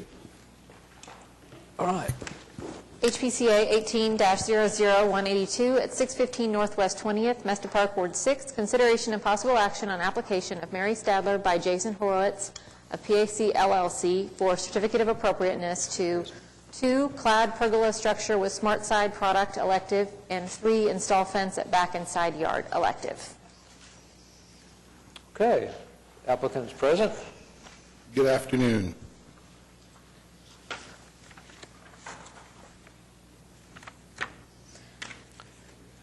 I have a question how you would clad that with the smart siding, particularly the top of the beams. Yes, great question. And so what happened here was when the property was renovated approximately 2 years ago before Mary purchased it, there was interior grade plywood that was used to sheathe that, both on the sides and the top. As we did some investigating, as you see in the pictures, and pulled some of that off, we found quite a few issues, most importantly, the water migration from the top of the open ridge area. And what happened is that water entered because it was not properly sealed and put together, and flowed down the inside and then laid towards the bottom, which promoted that rotten decay. Also want to apologize, was not aware when we found this rot that taking it off and replacing with a similar material would have been an infraction, which is why we were asked to stop, and started the process in me learning about that and working with Katie on it. Great, pictures are up. So what we've done is we've pulled all of that off. The reason that we're having an issue with Hardie is if you envision that being a 12-inch, it's a 2x12, 2 of them joined together. We're planning on taking the smart side and putting that on both sides and then capping it. So if you had a top-down view, the cap would go to the outside edges of the side fascia. What is the cap? Also smartboard. So what happens is if we use Hardie, we're unable to nail or fasten through the edges because the Hardie will split and break. So if we're to use Hardie, then the top would be flat and the sides would come up on either side of that Hardie board. Once again, we can caulk that, we can seal it, we can prime it properly and paint it with the right paint, but there's still a propensity on sustainability issues with having a gap or an edge at the top as things move, as things settle. So that, the only stipulation that we have an issue with, and we have been approved with the CA, is just simply changing the material, which does have precedent in that area, to a smooth, to the smooth board from YP. You're saying does have precedent, the smart siding? Yeah, there is precedent. I had discussed that with Katie, that there has been that material been substituted in the past for the Hardie cementatious product. If you're familiar with a smart board, it is a wood product, almost like OSB, that is then coated with the cementatious coating. The big difference is that it is wood, so we can fasten in the edges and be able not to have any gaps at the top. Yep, so the guidelines specifically identify fiber cement, what we always call Hardie plank, as an acceptable, substitute material for various uses. The guidelines don't address smart side. Years ago, smart side didn't come in a smooth finish. It only came in a very faux wood grain finish texture. Now that smart side comes in a smooth finish, the Commission has approved it in a number of instances on a case-by-case basis. So working with the applicant, we said that we could bring that product to, we did a CA already to essentially reconstruct what was there with allowed materials, and then this is that additional request to use the SmartSide product instead. This is an unusual or unique application. Right, this is too. not exactly a historic It's not a siding. structure. Yeah, it's so- not a historic structure, and it's not siding. It's encasing beams and columns. Correct. Which is not a typical design. And that was part of my ignorance in realizing the application when it came to the HP. And it's smooth as you It is indicated, right? smooth. And we did find in all honesty, we did find a Hardy product that's available in smooth. It does need to be ordered. It is more expensive, and we have to order way more than we need. But that aside, from an application and from a sustainability standpoint, using the SmartBoard in this application is hands down the right idea, especially if I'm putting my warranty on it. What about the fence? I didn't see anything in there on so- the fence. I'll speak for Mary on this unless there's a question that I can't answer. I was not involved with the fence. The fence was done at the time of the remodel. But I do believe the reason that the height of the fence was selected was because on the alley in the back and the commercial building in the back, that there was a direct line of sight right over the back into the master bedroom. Well, I'm just not sure what they're asking for on the fence. Well, there was Can you no clarify, permit Keith? ever pulled for that particular fence, and that was found when they came to look at the rot and fascia issue that we had. There's the fence there. Could you clarify that? So Called and complained about the fence, is what I understood. That's what when the inspector came by and saw that, oh no, I'm sorry. Somebody came to my house and gave me a little note that said, you owe $22 and you don't have a, and I'm, oh, well, it was there when I bought it. So he explained to me, and that's what's caused all this. We just need to get the permit. So there was a certificate of appropriateness for a fence, but when they installed it, they never pulled the actual fence permit. You have to get the CA first, and then you get the fence permit. And we see this happen more often than we'd like, that people don't realize that they're two separate documents. When the CA had already expired, so we couldn't sign off on the permit because there's no open CA. And then I think upon kind of inspecting, realized that it was also taller than what had been allowed in the CA. The sides, the back is 8 feet, correct? But on the sides, it increases to above 6 feet? No, there's one corner as it slopes down on the east side where it's 6 feet, and as you get really almost all the way, when you get almost all the way to the back, it's 7 feet. And then it's 7 feet pretty much across the back. Is it caused by the ground going down, the top level? I'm sorry. Why is it increasing in height? Is the ground... I'm assuming, because I mean, I wasn't there when he built it, so I'm having to assume that because of the grade, you can see the slope of it is pretty serious. There it is, so- okay. Now, see, that's why I was asking. If because of the grade, it becomes Right, taller. so the actual sight line of the top of the fence is the same.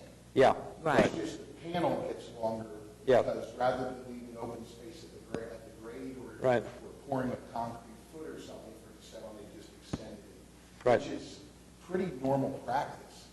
We do a lot of fencing as well, and we do it exactly the same way. Right. Unless your lot is completely level, the top will vary, or the height will vary, so. And the back of the lot here does slope pretty significantly Yes, it does. to the street behind it. Yeah. Yeah, I'm inclined to say that that's kind of a special circumstance. The back fence isn't taller than it needs to be. The side fence really isn't taller than it's supposed to be. It's just that back corner that kind of makes up the difference with the grade. Okay. I think this all makes sense.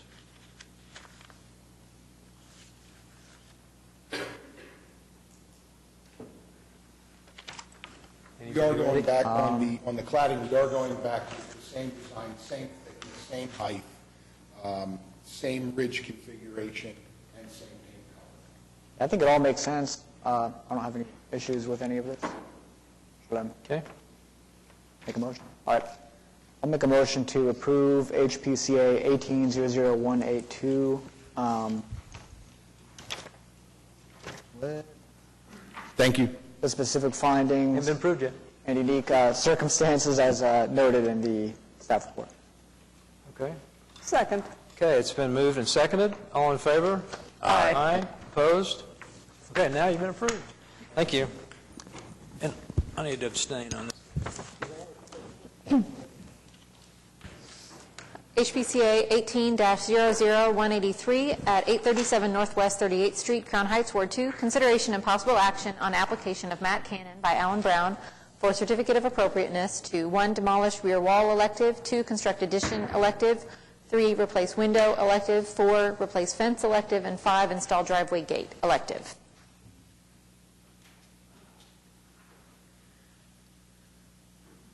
Good afternoon. I'm Matt Cannon, the homeowner. Here to answer any questions you may have. Oh, sorry.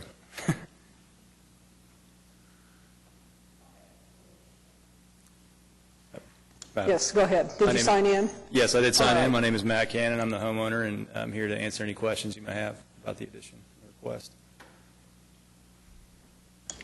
Questions, comments from commissioners, staff? I believe staff's only real concern with the proposal is that it is over the square footage allowance from the guidelines by 34 square feet. So, Yes, so I did read that in the report. And my response to that is, in considering honoring the existing footprint of the home and the addition that we designed, and considering what I would call minimal clearances and proportions inside the house, that minimal extension inside the house provides adequate room to walk and the flow of the home itself inside. That's really one of the main reasons we're requesting that. So we've looked at it before, and we looked at a lot of alternatives, but if you look at the island and the kitchen itself and the counter and then the living space, it gets really tight, in my opinion, so if you didn't have that extra space.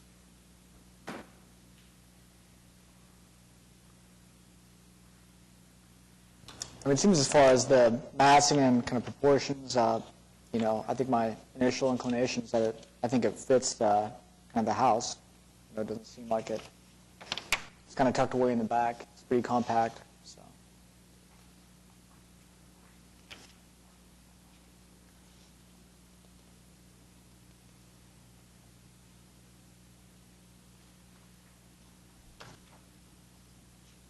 So you've looked at ways to reduce that square footage, and you don't think there's a way to do that without compromising the plan, basically? What was the first part of what you said? You've looked at reducing the square footage, but you think there's no way to do that without compromising kind of what you're trying to do here? In theory, you could reduce it, but again, we're limited on options with typical furniture sizes and configurations in the living space downstairs, and we compared it to the space in the front of the home, and looking at that and considering the drawings, that additional space, I think it's very impactful to the flow of the home itself and providing adequate space to walk, especially where the bar area is. If you pull chairs out, it gets really tight on that side of the living space once you start compressing things. Pulling chairs out and moving, trying to reconfigure furniture anyway. What's the square footage of the? I'm sorry. What's the square footage of the addition totally? Total? I think it's 784, and the existing home is about 2,000. Oh, where we go. Additional 7.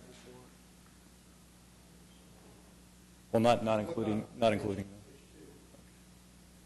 Yeah, I see the summary here. I guess existing footprint is The existing total gross is $2,230, and additional $784. But I know sometimes we, make exceptions if, I think, if the portions work and there's still a lot of room left on the site. And it seems to me, I mean, I don't know, see what other commissioners think, but I don't know if that extra 30 square feet negatively affects the site necessarily. Seems relatively de minimis to me, but I'll defer to the architects.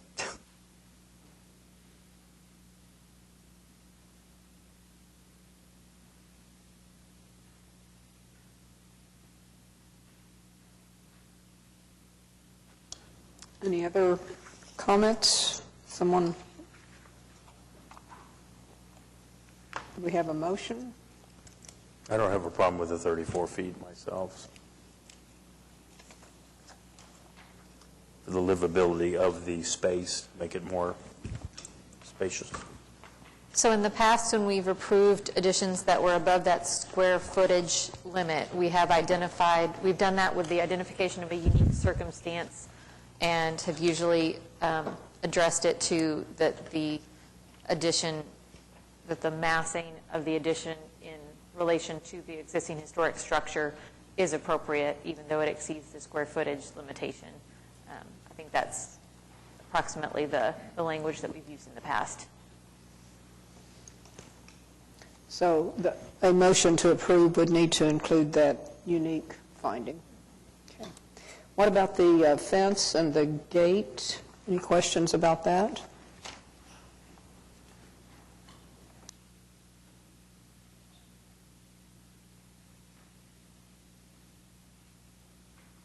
Yeah, it seems like the fence and gate meet all the criteria and the guidelines, correct?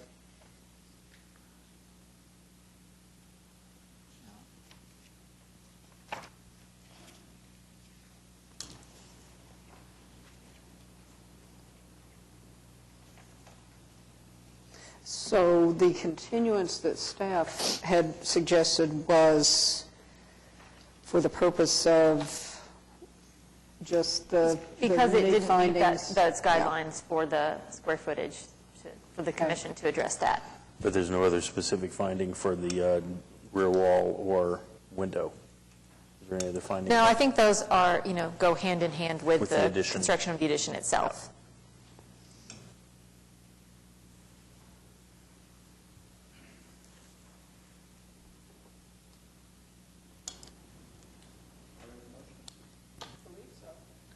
All right, well, I'll make a motion to approve HPCA 18-00183 with the specific findings that the additional square footage above the guideline limit will not negatively affect the proportions and massing of the existing house.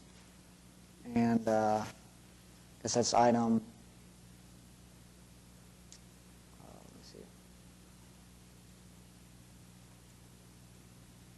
That'll be items 1, 2, and 3, and then approve items 4.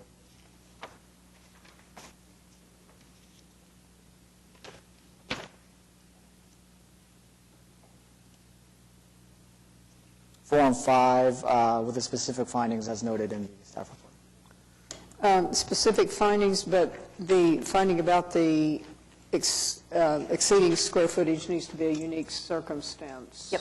Oh, that's a unique circumstance, sorry. So with a unique circumstance that the additional square footage does not negatively affect the massing of the existing house. Okay. Is there a second? Second. It's been moved and seconded that HPCA 18-00183, all items be approved. All in favor say aye. Aye. Aye. Opposed say nay. Okay. Passes. You are approved. Thank you.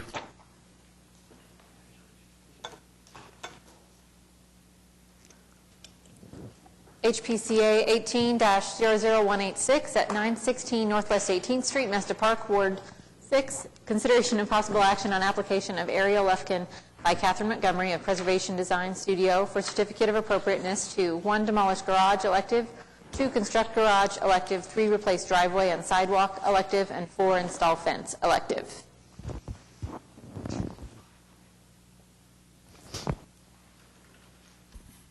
Catherine Montgomery with the Preservation and Design Studio. Our client regrets that he can't be here today. He's out of town for work. So you get us. Back in action. All right. Is this the last one? Last but not least? No? Oh, there's one more. Okay.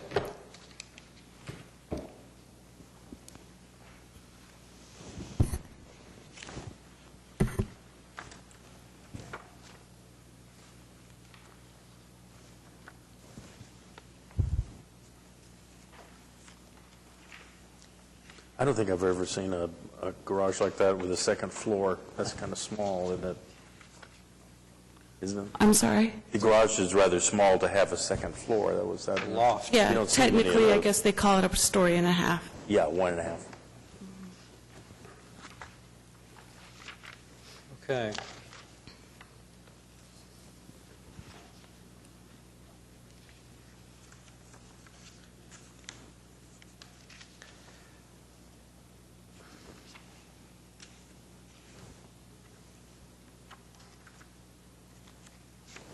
Any questions on this? Do you guys have any, seems like they're all exterior photos. Do we have any interior photos of the structure or the? Yes, so you have in your packet attachment A, page 37, 36, and then we also have prepared some additional detail shots of the condition of the garage on the interior and the exterior, mostly at the ground plane.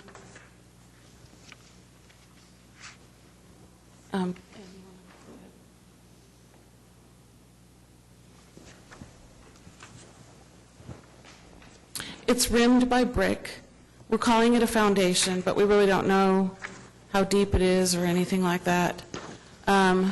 We've seen this kind of thing before where there's a rim of brick and then the possibility that the concrete slab had been damaged, and so the concrete slab has been replaced. That's the case here. Concrete slab that's there is clearly not the original slab. The vertical 2x4s, the framing, is balloon framing, so those are long studs that go from the bottom to the top. The bottoms have been cut off, and at some point, like a treated lumber sole plate, if you will, has been put in there. All of the studs have been notched, and we estimate that about 30% of them are rotting and not actually even touching not even touching on the longer end.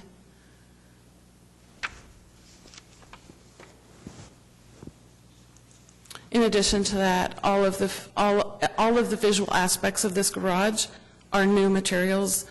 It's a new garage door.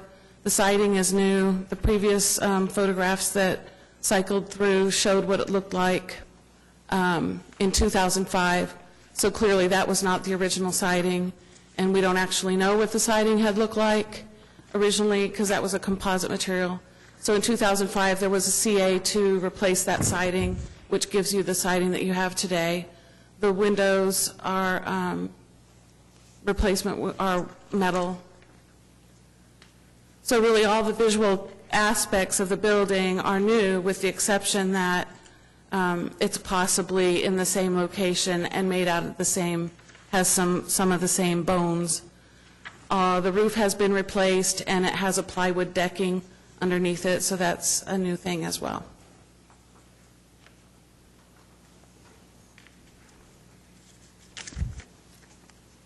So do you think this is a historic garage or not?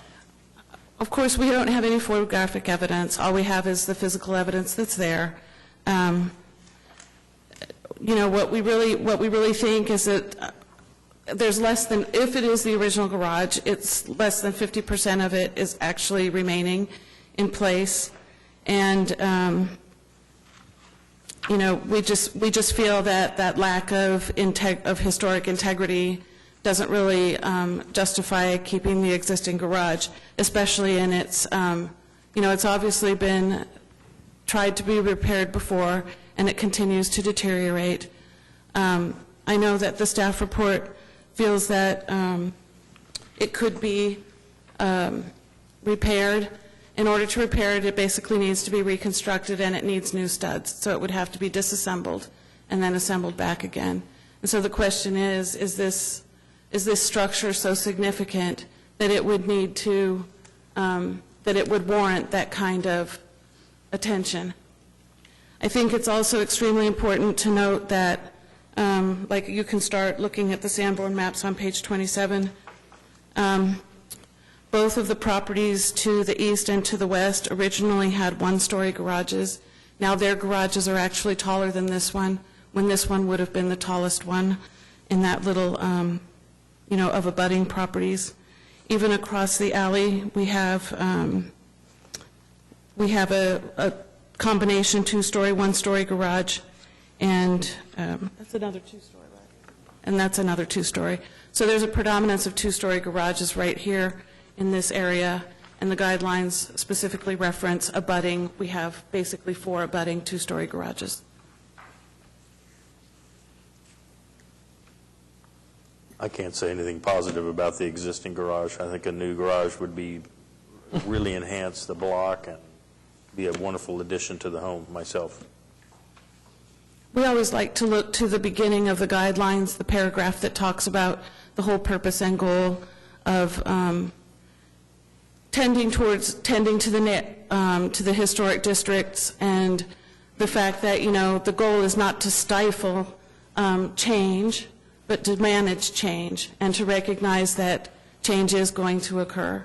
So, we've got it written down. We can read it, word and verse to you if you like.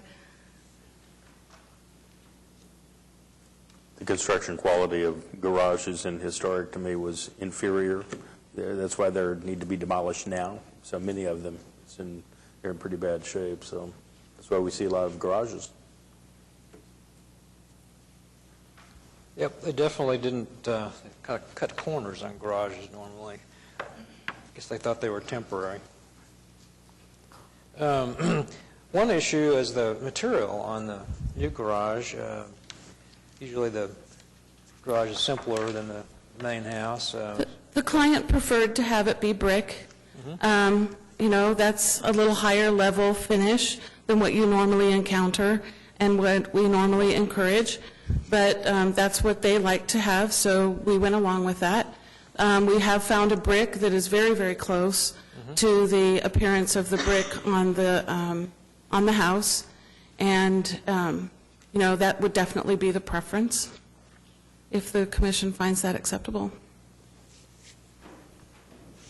That's what you were saying with the brick. I think what helps in this case is that the existing main house is a pretty large house, 2-story. Oh, okay. So I think the garage will still seem kind of secondary to the primary structure.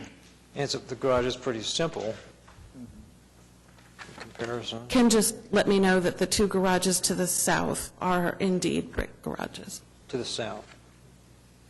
They're in the what? Across the alley, the 2 garages to the south.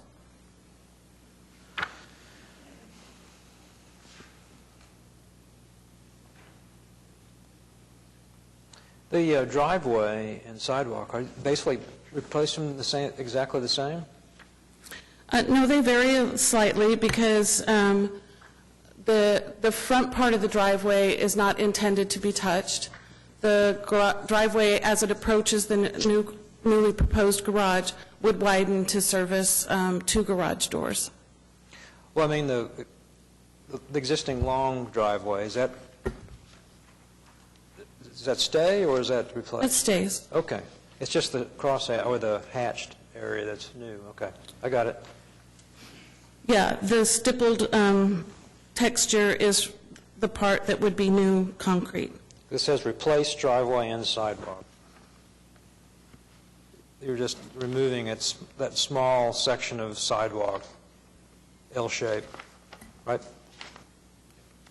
Yes, that's correct. In a small area of Yes, concrete yes, driveway? yes. Okay. All right.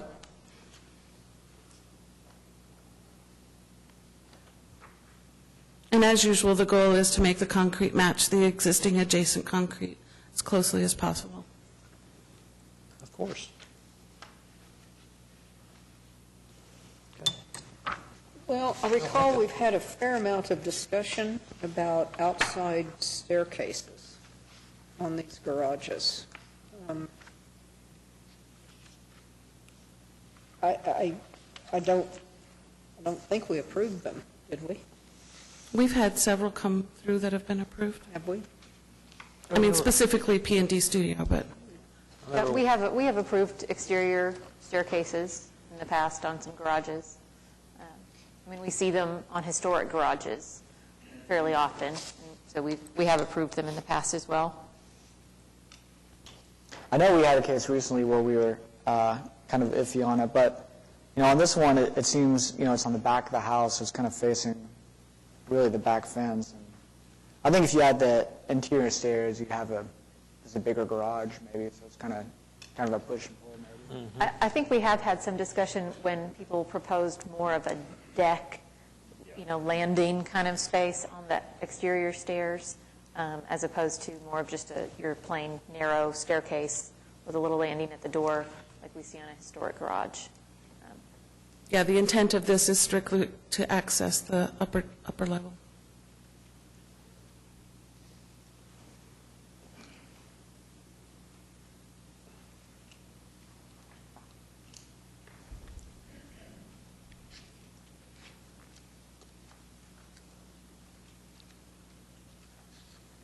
Okay. I think we do have someone that wanted to speak. Okay, I'm sorry. Based on movement I in thought you were the crowd. Okay. Would you like to speak? Yes. Okay. Either, I guess you go to the center. Yeah. If you would, state your name, sign in, address. Thank you. Better do that right now before I forget. We're running out of space. Second page. Thank you for letting me speak. My name's Claudia Connor. I live next door, 910 Northwest 18th. Okay. That's my little Toyota right there. Okay. And we have a shared driveway right now. My previous neighbor, Lori Rotenberry, applied for a CA in 2005. We had just moved in, and the garage was, as you see, it was in bad shape, and she had new wood put on it. I don't know the extent of the new wood. We watched it. I can't speak to the concrete floor because I don't recall new concrete being poured, and the CA was approved, and I assume some inspection was made afterward. To my mind, the difference is the garage door, but it is sound. It appears to be sound. When she lived there, we were in her house quite a little bit, and my daughter would dog sit, and she was in the garage, and I was there, and so it appeared to be sound. It still appears to be. There is some peeling paint, but it's been worked on for almost a year now. It's not a second story, or I wouldn't call it a half story. That's not the language I would use. I would say it's an attic. It's just got some things upstairs. I think I've tried to become a HP standards and guidelines expert, and I think in your standards and guidelines, 30% is not something that you would allow to be knocked down, but you would require it to be repaired. The windows obviously are metal, and if they are improper, it seems like they could be made wood. The Sanborn maps show that the garage is in this same place since the house was built. So I assume that it is the same garage with some modifications as time has gone by. I personally like these little auto houses, and they're going away. This is also one I heard you all talking about earlier, the Vista. And this is something, of course, that dumpster's been there for almost a year now, but as you're walking down the street and driving down the street, you see it. It's right there.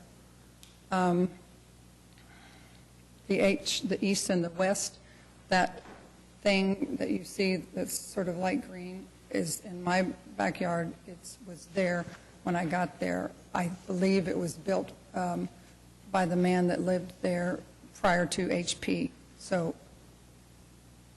it does have a second floor. You can't really stand up in it. It was a homemade thing. But the ones to the north are brick. They were there from 1910. That was like Fred Jones' original home. And that has a twin house next to it, the Grummers. And the Sullivans live there. They're matching homes.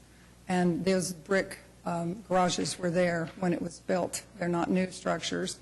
The Grummers and the Sullivans there's nobody living in those garages.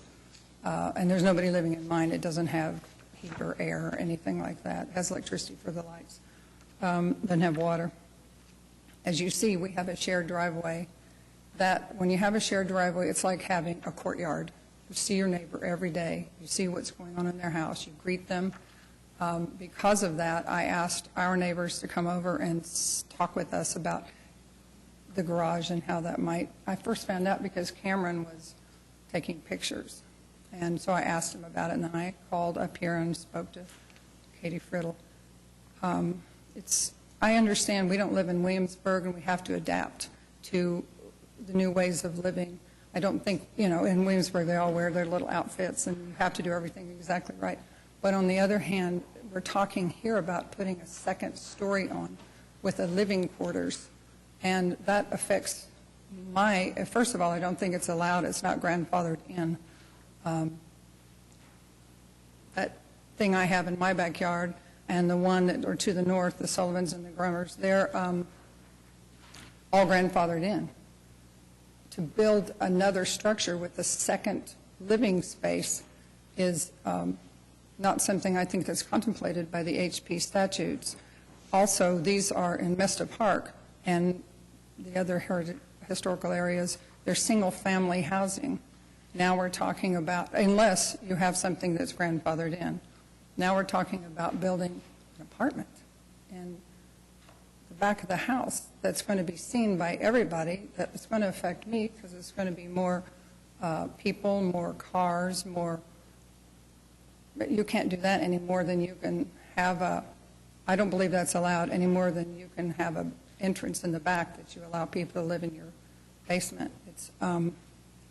So I made a lot of notes about the standards and guidelines. I'm sure you all know them, but 1.5 is encouraging the reuse of existing buildings as a priority, and that also contained in 1 is a primary approach of the Preservation Commission is emphasis on preservation instead of removal or replacement. That property owners should first consider retaining, maintaining, preserving, and repairing original historic buildings. Exterior alterations need to assure the continued use, particularly of historic multifamily residence, to a single-family use, which I wrote that down because it's contemplated that these houses will go from multifamily to single-family. It's not the other way. They go from single-family to multifamily, which is what will happen here. Another structure, another place for somebody to live. We asked our neighbors to come over one evening last week to discuss this and see if we could come to some kind of something that we could all agree on. And they were not happy about that, and they said they were going to do what they were going to do, and then they left. I'm still open to discussing in a neighborly way what we can do to, for one thing, I read that because the vistas, if you want to build something, if you put it around the back of your house, which may be closer to the neighbors to the west who think this is a great idea, and that's one thing. It wouldn't be seen from the street. It wouldn't affect me as greatly. Another thing, if it were a 2-bay garage without a residence on top, I mean, there are a number of ways that I would be happy to agree, but they didn't want to discuss it. And so I'm here asking that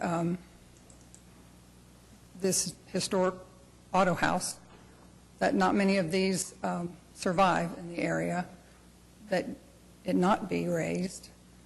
If you choose to do that, that the structure that's in its place, that we consider some other alternatives before putting a big two-story structure there, where there's one and an attic, one with one story and an attic right now, that will affect me.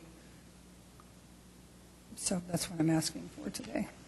Do you have concerns that they would lease this upstairs out? Well, this is the analogy I gave them. If you live next door to a restaurant and the restaurant gets a liquor license and you're like, this is okay, it's fine, we know them, they're serving beer, and then the next thing they sell it and it's a bar.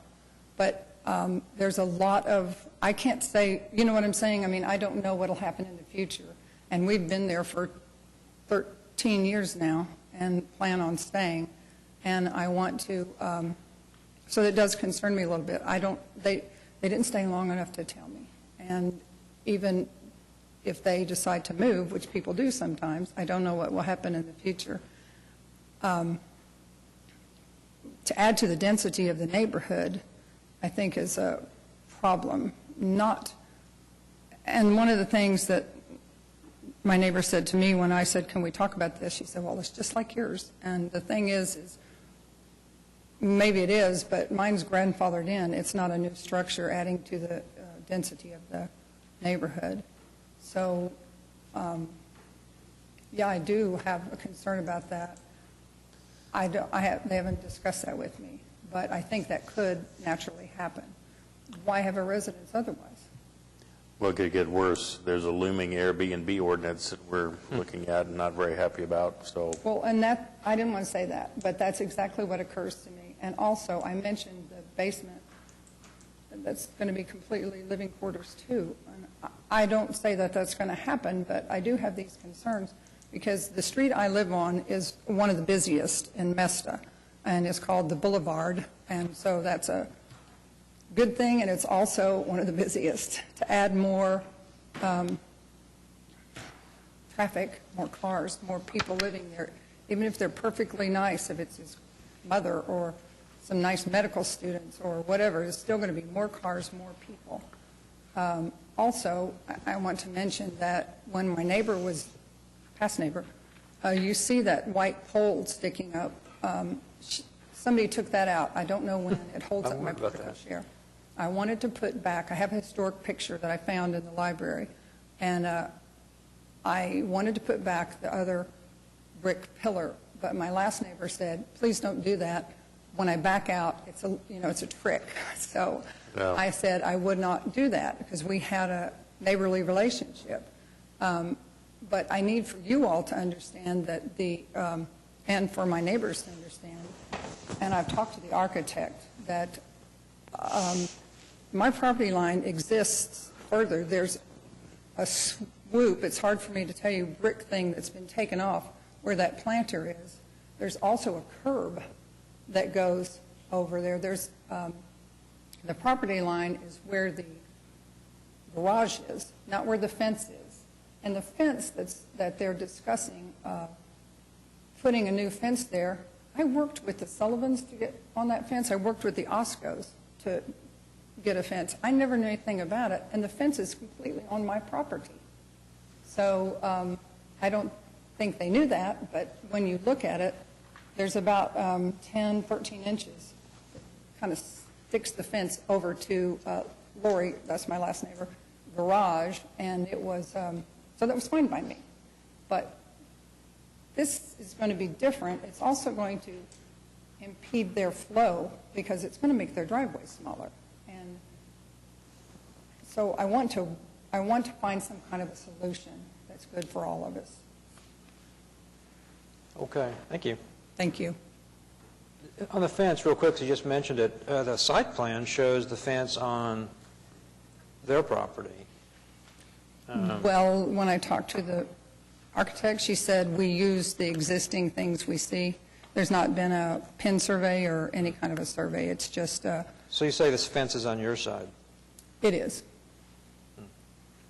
What's missing there is, like I said, some extra bricks that would be on the porte-cochere column that you see, and there's also 4-inch curb that would go there.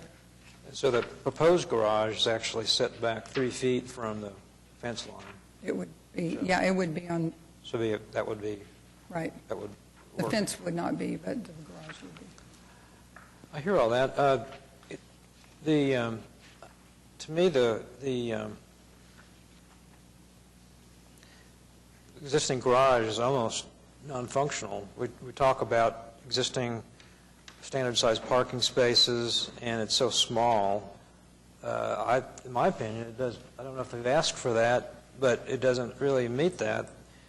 A standard parking space is 9 feet by 18 feet. The depth on one side is adequate, but the width is minimal, not really meeting that requirement. So, to me, it's, I if you want want to say use that as a reason, the garage, it's hard to function as a modern garage, and that's one of our criterias. My neighbor parked in it every day. Well, you can park in it, but our criteria is, and a lot of people park in smaller. Okay. Like I said, we want to be reasonable. The garage is not our main concern. It's the additional living space. Additional living space, okay. I mean, I want to be historic, but if I Okay. can't have that. So the height and additional living space is your main concern. Well, we look for reasons to allow demolition, and that's one of them, is whether the garage is functional or not. Yeah. I'd like to speak to that point about, like, having garage apartments. We know that there are plenty of apartments that are occupied, garage apartments that are occupied throughout the historic neighborhoods. That is not the intent of this owner, to make this a rentable property. And in fact, that is prohibited by the ordinances. Also, but interestingly enough, the ordinance also says that somebody can contribute cost or contribute payment to the mortgage. So you can't pay rent, but you can contribute a payment towards the mortgage. It's not their intent to have this be rented out. We're kind of like the garage architects for the historic districts. We've done a lot of these, and usually what as is in this case, it will be another bedroom for their own family visitors. On occasion, it'll be an office space for them, exercise room spaces. They're not intended to be standalone apartments where an unrelated entity would reside and pay rent. But to me, I mean, the new addition or the new construction, I guess, really, I mean, granted, it's a little bit wider, but it doesn't seem that dissimilar from what is there now, because that's definitely, the existing garage is definitely more than a, like a half story. It's got a pretty good wall framed above the garage. So we've prepared a few exhibits. One is an aerial, from Google, and we've drawn an outline and shaded in the garages on the abutting lots in comparison to this existing garage, so that you can get an idea of their placement and size. Then the second page superimposes the proposed garage on the subject property. What you can see from that is that it's really not any more forward than the abutting garage, and neither is it larger than the other garages. We've also prepared another exhibit regarding the height. We've taken the height of the abutting garages and provided you with a photograph, and then also shown you what the height of the new garage would be in comparison to those existing structures.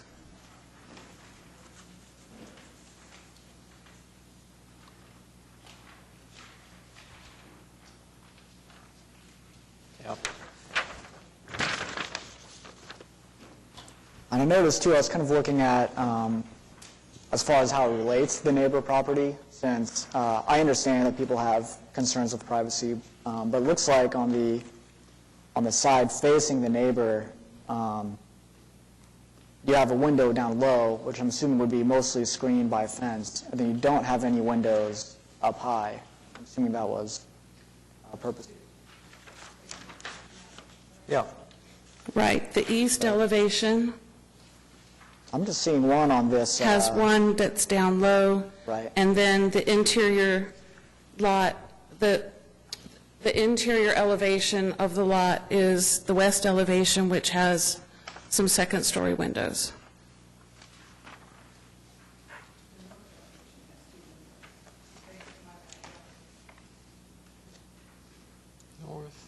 It looks like the north elevation, that's facing the street.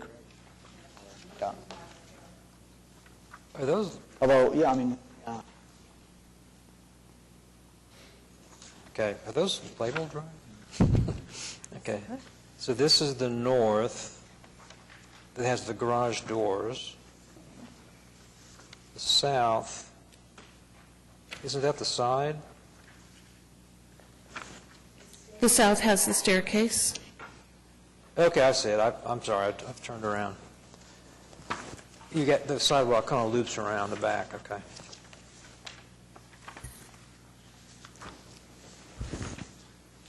My feeling is that it's first you have to justify demolishing the garage, and there may be some structural issues, but to me, the biggest is it's not a very functional garage. Size, you can't get two cars in it, only one door. And then once you decide that, the new garage seems to be appropriate. It's smaller than all the surrounding door garage. And the brick material, there's other brick garages behind it, whether they're grandfathered in or not, they exist. So I personally think it's appropriate. The fact that it has a space. I mean, frankly, I don't see any plumbing necessarily. It seems like it's just an open, almost like a loft There's space. no restroom, there's no bathroom, it's not no kitchen. So Usually they end up getting fitted out with a bathroom. I mean, to me, that seems historical too. I mean, if you drive through Heritage Hills or Mesta Park, I mean, a lot of the old houses have two-story garages with living quarters above, and usually they were used for maybe help. Right. So, I mean, to me, that, whether they want to, whatever they do with it, I think that's kind of their decision. And I feel like, there are things in the works, like you mentioned, to regulate, who can lease that out and to who how that all works. Well, I will, not to go one way or the other, but the commission's purview at this point is reviewing the proposed design and not what will or will not possibly happen on the interior of the structure. I mean, that is something that is going to be enforced through plan review according to the building code, the zoning code, as far as what's allowed for a structure. I do want to ask for clarification on going from brick to wood, because we very recently did not allow a applicant who had a historic wood garage to switch to a brick garage, because the guidelines say to approximate the historic garage when we know what that was. So if in this instance we think it is okay to go from wood to brick, and I know this is not the original siding, but based on the evolution of the structure and based on the Sanborn maps, we presume that it was wood. I just want to be very clear on that point. Yeah. Well, is that something that you think the client, obviously the client's not here, but do you think they'd be amenable to going back with a Yes, I have siding? permission to accept that as a condition of approval. Well, my only remaining confusion that I know of is going from 1.5 story to 2 stories when we do have the historic garage, and as I recall the guidelines, we're supposed to approximate the massing, how it fits on the lot, et cetera, and going to a 2-story seems to be kind of exceeding that guideline's intent. Except the massing, according to the diagrams, does seem to fit into the block as far as massing. Now, stories, it's a little different, but its massing seems to be appropriate to me. I know that designation is always tough. What is 1.5 stories? What is 2 stories? Where do you draw that? I don't know if there's any clear distinction on where you draw that. The code actually does define 1.5 story, and I don't have that in here. I don't remember the definition, but it has to do with the height of the wall from the floor to where it meets the roof. So that is defined in the code, and that's something that gets assessed through permitting as well, whether something's 1.5 story or 2 stories. The guideline about a 2-story structure says that, if I can find it now, in locations, let's see, when no photographic or other documentation of a previous historic garage is available, a replacement garage may be 2 stories tall when the original or historic garage was 2 stories, or if located in a block where 2-story or 1.5-story garages are dominant or occur on abutting property. So that's when you don't know what the historic garage was. Although I will say that the Commission quite consistently has applied that dominant or abutting rule in cases where we do know that the historic garage was not 2 stories. When we know what the garage was, then everything says you should approximate the historic garage. And indeed, what we do know is that the 2 adjacent properties were 1-story garages, and they are clearly not 1-story garages today.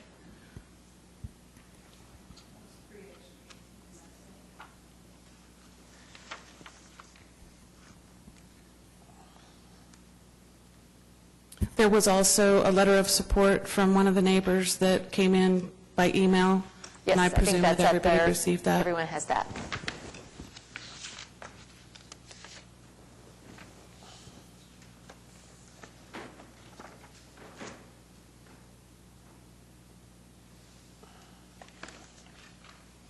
On the other side. If the Commission should come to the point where they consider it appropriate to demolish the existing garage, the footprint of the proposed garage is larger than the footprint of the previously existing garage. And it appears that the proportions and the massing of the garage as designed provide a very similar proportion and massing to the existing smaller garage. And so a 1.5-story garage, though something we might want to consider, may not have the proportions and massing of what we're seeing in the drawing as it currently exists, which is very similar to that of what exists currently. Point. Kind of a vertical, might be look kind of squatty.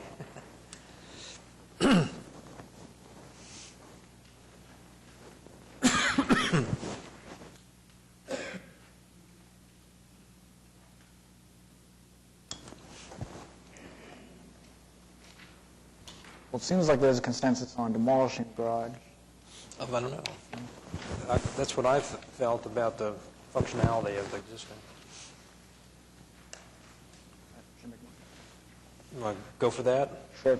I'll make a motion to approve HPCA 1800186, item 1, demolish the garage, with the specific findings that it's not as usable maybe as initially intended.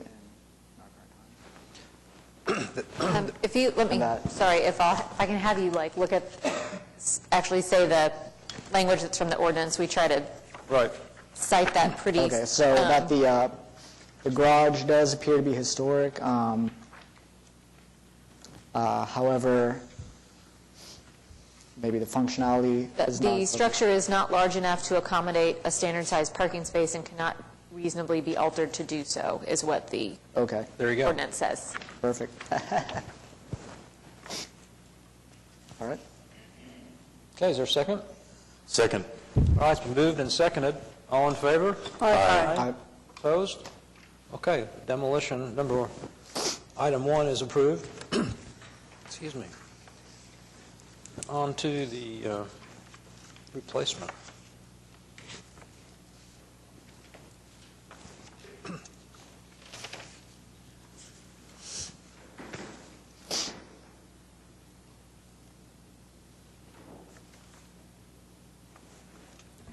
If I may, Catherine, when studying the design of this proposal, I was unclear whether or not the height of the garage at 24 feet includes the height of the 2-foot-tall stem wall, or if the overall height of this structure is in fact 26 feet tall. No.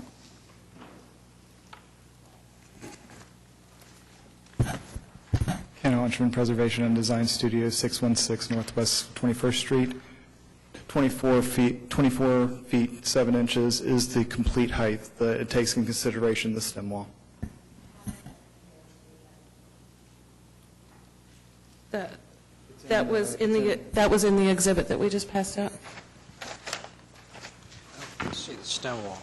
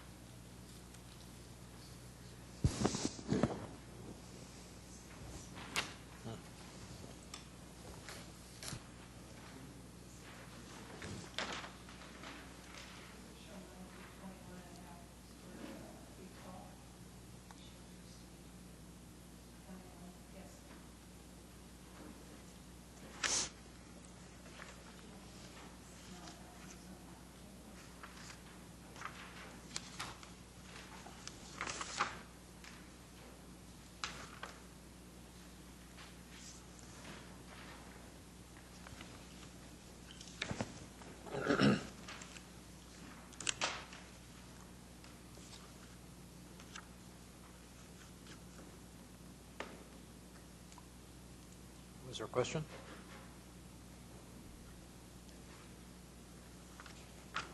Well, I'll just say I am, if I may, I am sympathetic to Ms. Cornett. Was that the last name? Yes. Connor, excuse me. Okay. Well, I'm sympathetic to all of your concerns, and I understand them. But having said that, I think, and thank you for coming to express them, I've been convinced now that this plan meets the guidelines, so I don't think there's any standing for opposing it. Are we going to do wood veneer? I mean, Well, wood I instead of think brick? they agreed to siding. If the commission finds that they don't want to approve the brick, then I have permission to approve siding. Smart siding is probably what we would go with. As you know, we've done that before. I think they would meet the guideline of being less, design from the main structure, though there are precedents around it, but if they're okay with it, it would probably be good.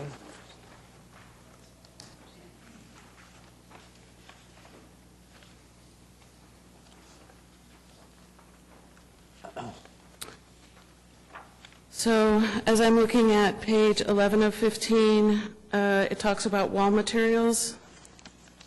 Materials for new construction should be consistent with those at other buildings within the property block and historic district. Consideration should be given to the pattern of development of the specific property and lot. So that seems to cover a full gamut of materials between wood and brick in that case. 4.6.4, brick is a common material in Oklahoma City historic districts as an appropriate for use on, and is appropriate for use on new construction. Masonry bonding pattern sizes and colors should be similar to those found at the property or used for historic buildings in the historic districts, typical of structures of the same style, type, age, and location. And as Ken pointed out, the two garages to the south are indeed brick. Right, but then there's the guideline says that new garages should emulate the existing historic garages, so. What staff advises applicants always is that first and foremost, you start with what you already have. We have all these other guidelines for what's appropriate when we don't know what was there. But when we know what was there, that is what's appropriate, period. And the fact that other things were used in other places, oh, everybody else has this front door, and I really like that front door. Well, if that's not your front door, then it's not appropriate for your house. So that's, when we go back to the guidelines for new garages, it talks about approximating the original configuration, form, massing, style, placement, and detail of the former garage. So, I mean, it does say materials, 4.4.9 on page 9.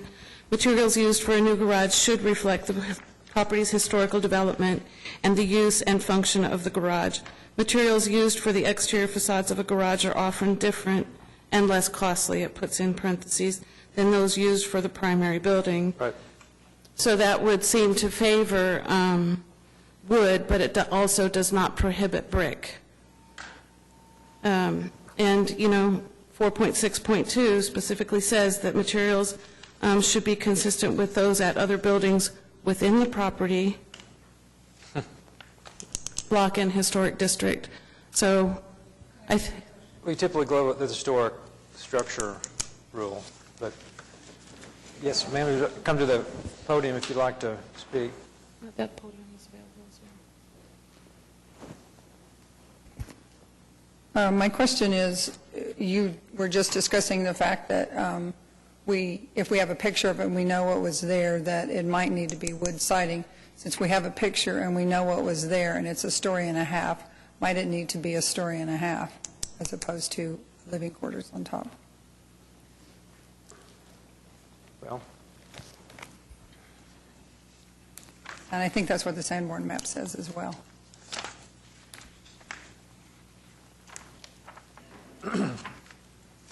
Thank you. she's saying we're picking and choosing guidelines.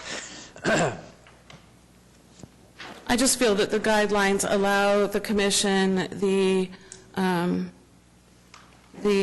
freedom to select either material. That magic paragraph that I like to refer to all the time may also influence an opinion.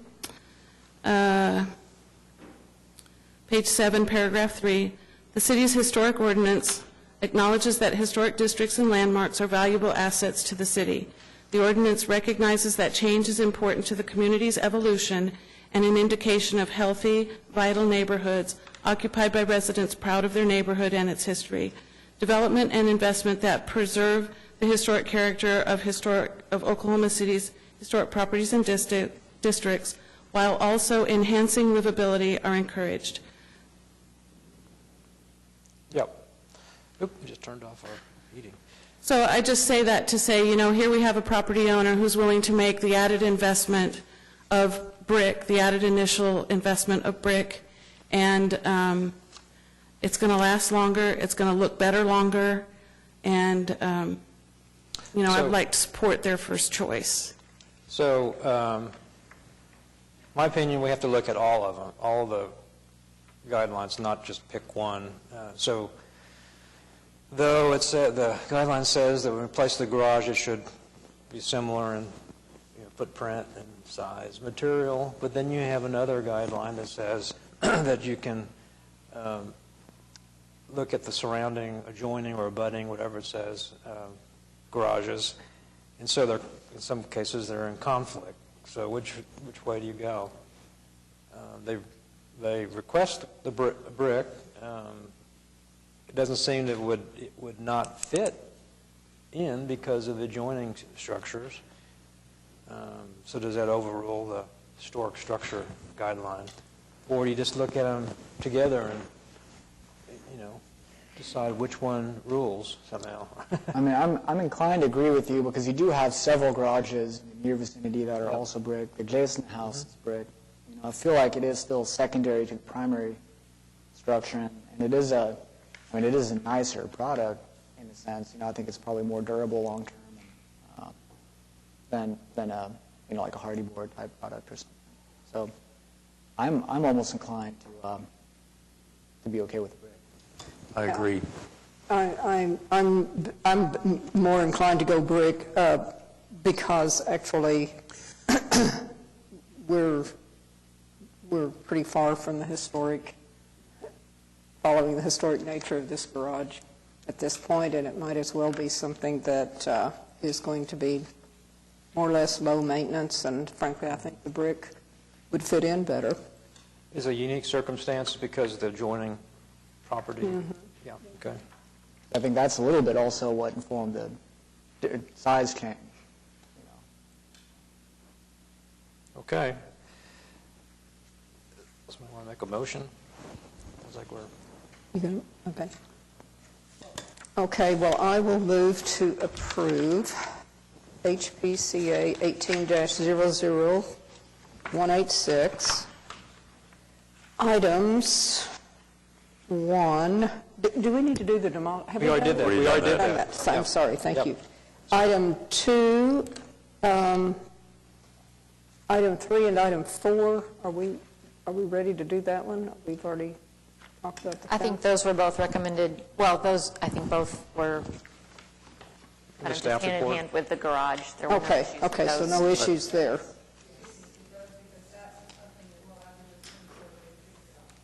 Oh, I mean, so our approvals are for work on the owner's property. If something turns out to not be on their property, then that's not approved by the commission because that hasn't been applied for by that property owner. So if it turns out that the fence is not on their property, we'll work with the applicant to revise site plans and things like that as needed. Okay. They have to get a fence permit anyhow, so... Yep, yes. So so the motion is to approve items 2, 3, and 4 with the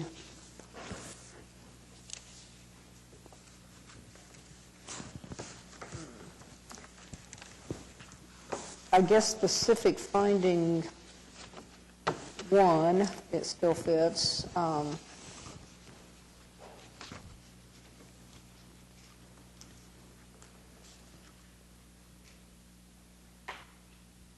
Well, but the only one I see that still fits with item 2 is number 1 under the specific findings.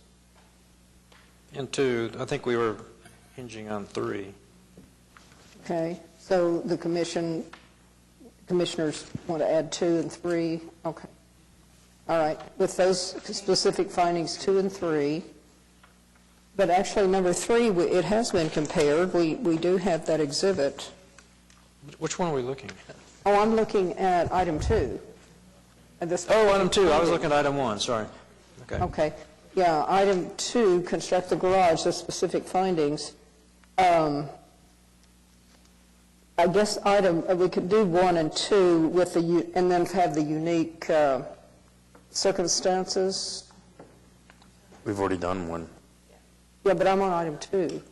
Doing item 2, findings number 1 and 2, with unique circumstance, that it is based on conditions at adjoining properties. Yeah, okay. What she said. And item 3,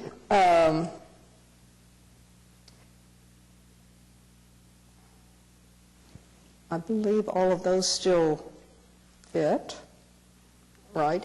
And item 4, with that specific finding, that's accurate too. Okay. Does that cover everything? We're good? I'll second. Did you second? Okay, it's been moved and seconded. All in favor? Aye. Opposed? Okay, well, we have a decision. Thank you. Thank you.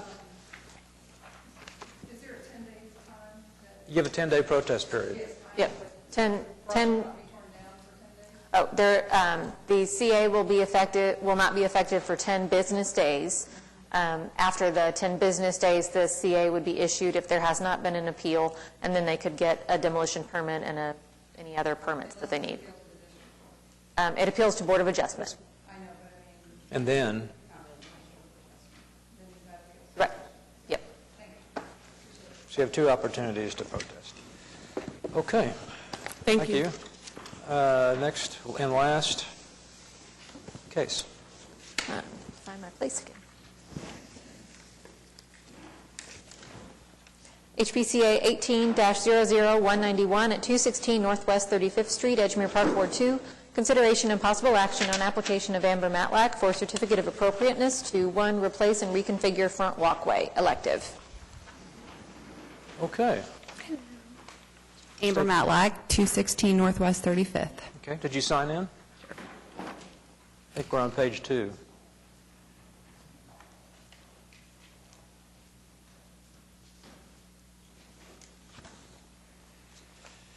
Okay, so it's a sidewalk.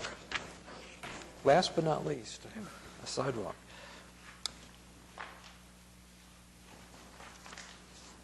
So just as everyone's kind of reviewing, the applicant has provided documentation of how the existing front walkway is cracked and kind of heaving up from the roots of the mature tree in the front yard, and they propose to replace it in order to allow more clearance for that tree and the tree roots.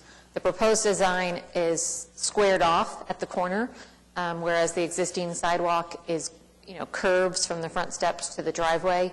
That curving front sidewalk is fairly common in Edgemere. It's not universally present, but typically with elements like that in the front of the structure, we can administratively approve going back in kind with the same configuration. Staff could not administratively approve changing to that squared off corner. So that is why that is in front of the commission.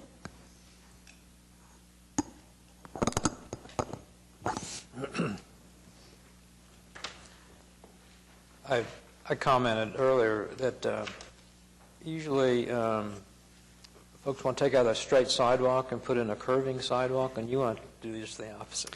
It's really just because of the knowledge that I was given whenever we consulted with a landscape architect about this tree and how its root systems work. So even if we tried to come back with what was there just to kind of repair where it's been busted, and even the side, the 3 steps have been kind of patched in, so that last step is a really big step to the main landing where the front door is, that we would be in the same boat. So she really suggested not necessarily even coming out, I don't think it does, from where it meets the driveway much, but just kind of coming forward with it to allow for a little bit of additional planting as well as for the shallow.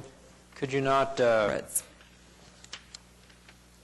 a new curving sidewalk similar to the existing that's further away from the tree? Possibly. I think because of the curve, it would take it even farther. And then our driveway takes a pretty drastic slope right at that point. So I'm not sure how that would fare. That's what I would think would be more appropriate personally. Instead of the rectilinear design.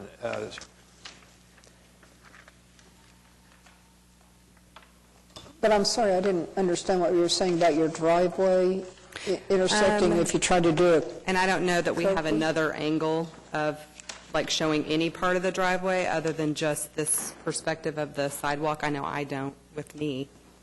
Yep. So right there, where the grass is turning is where it slopes down.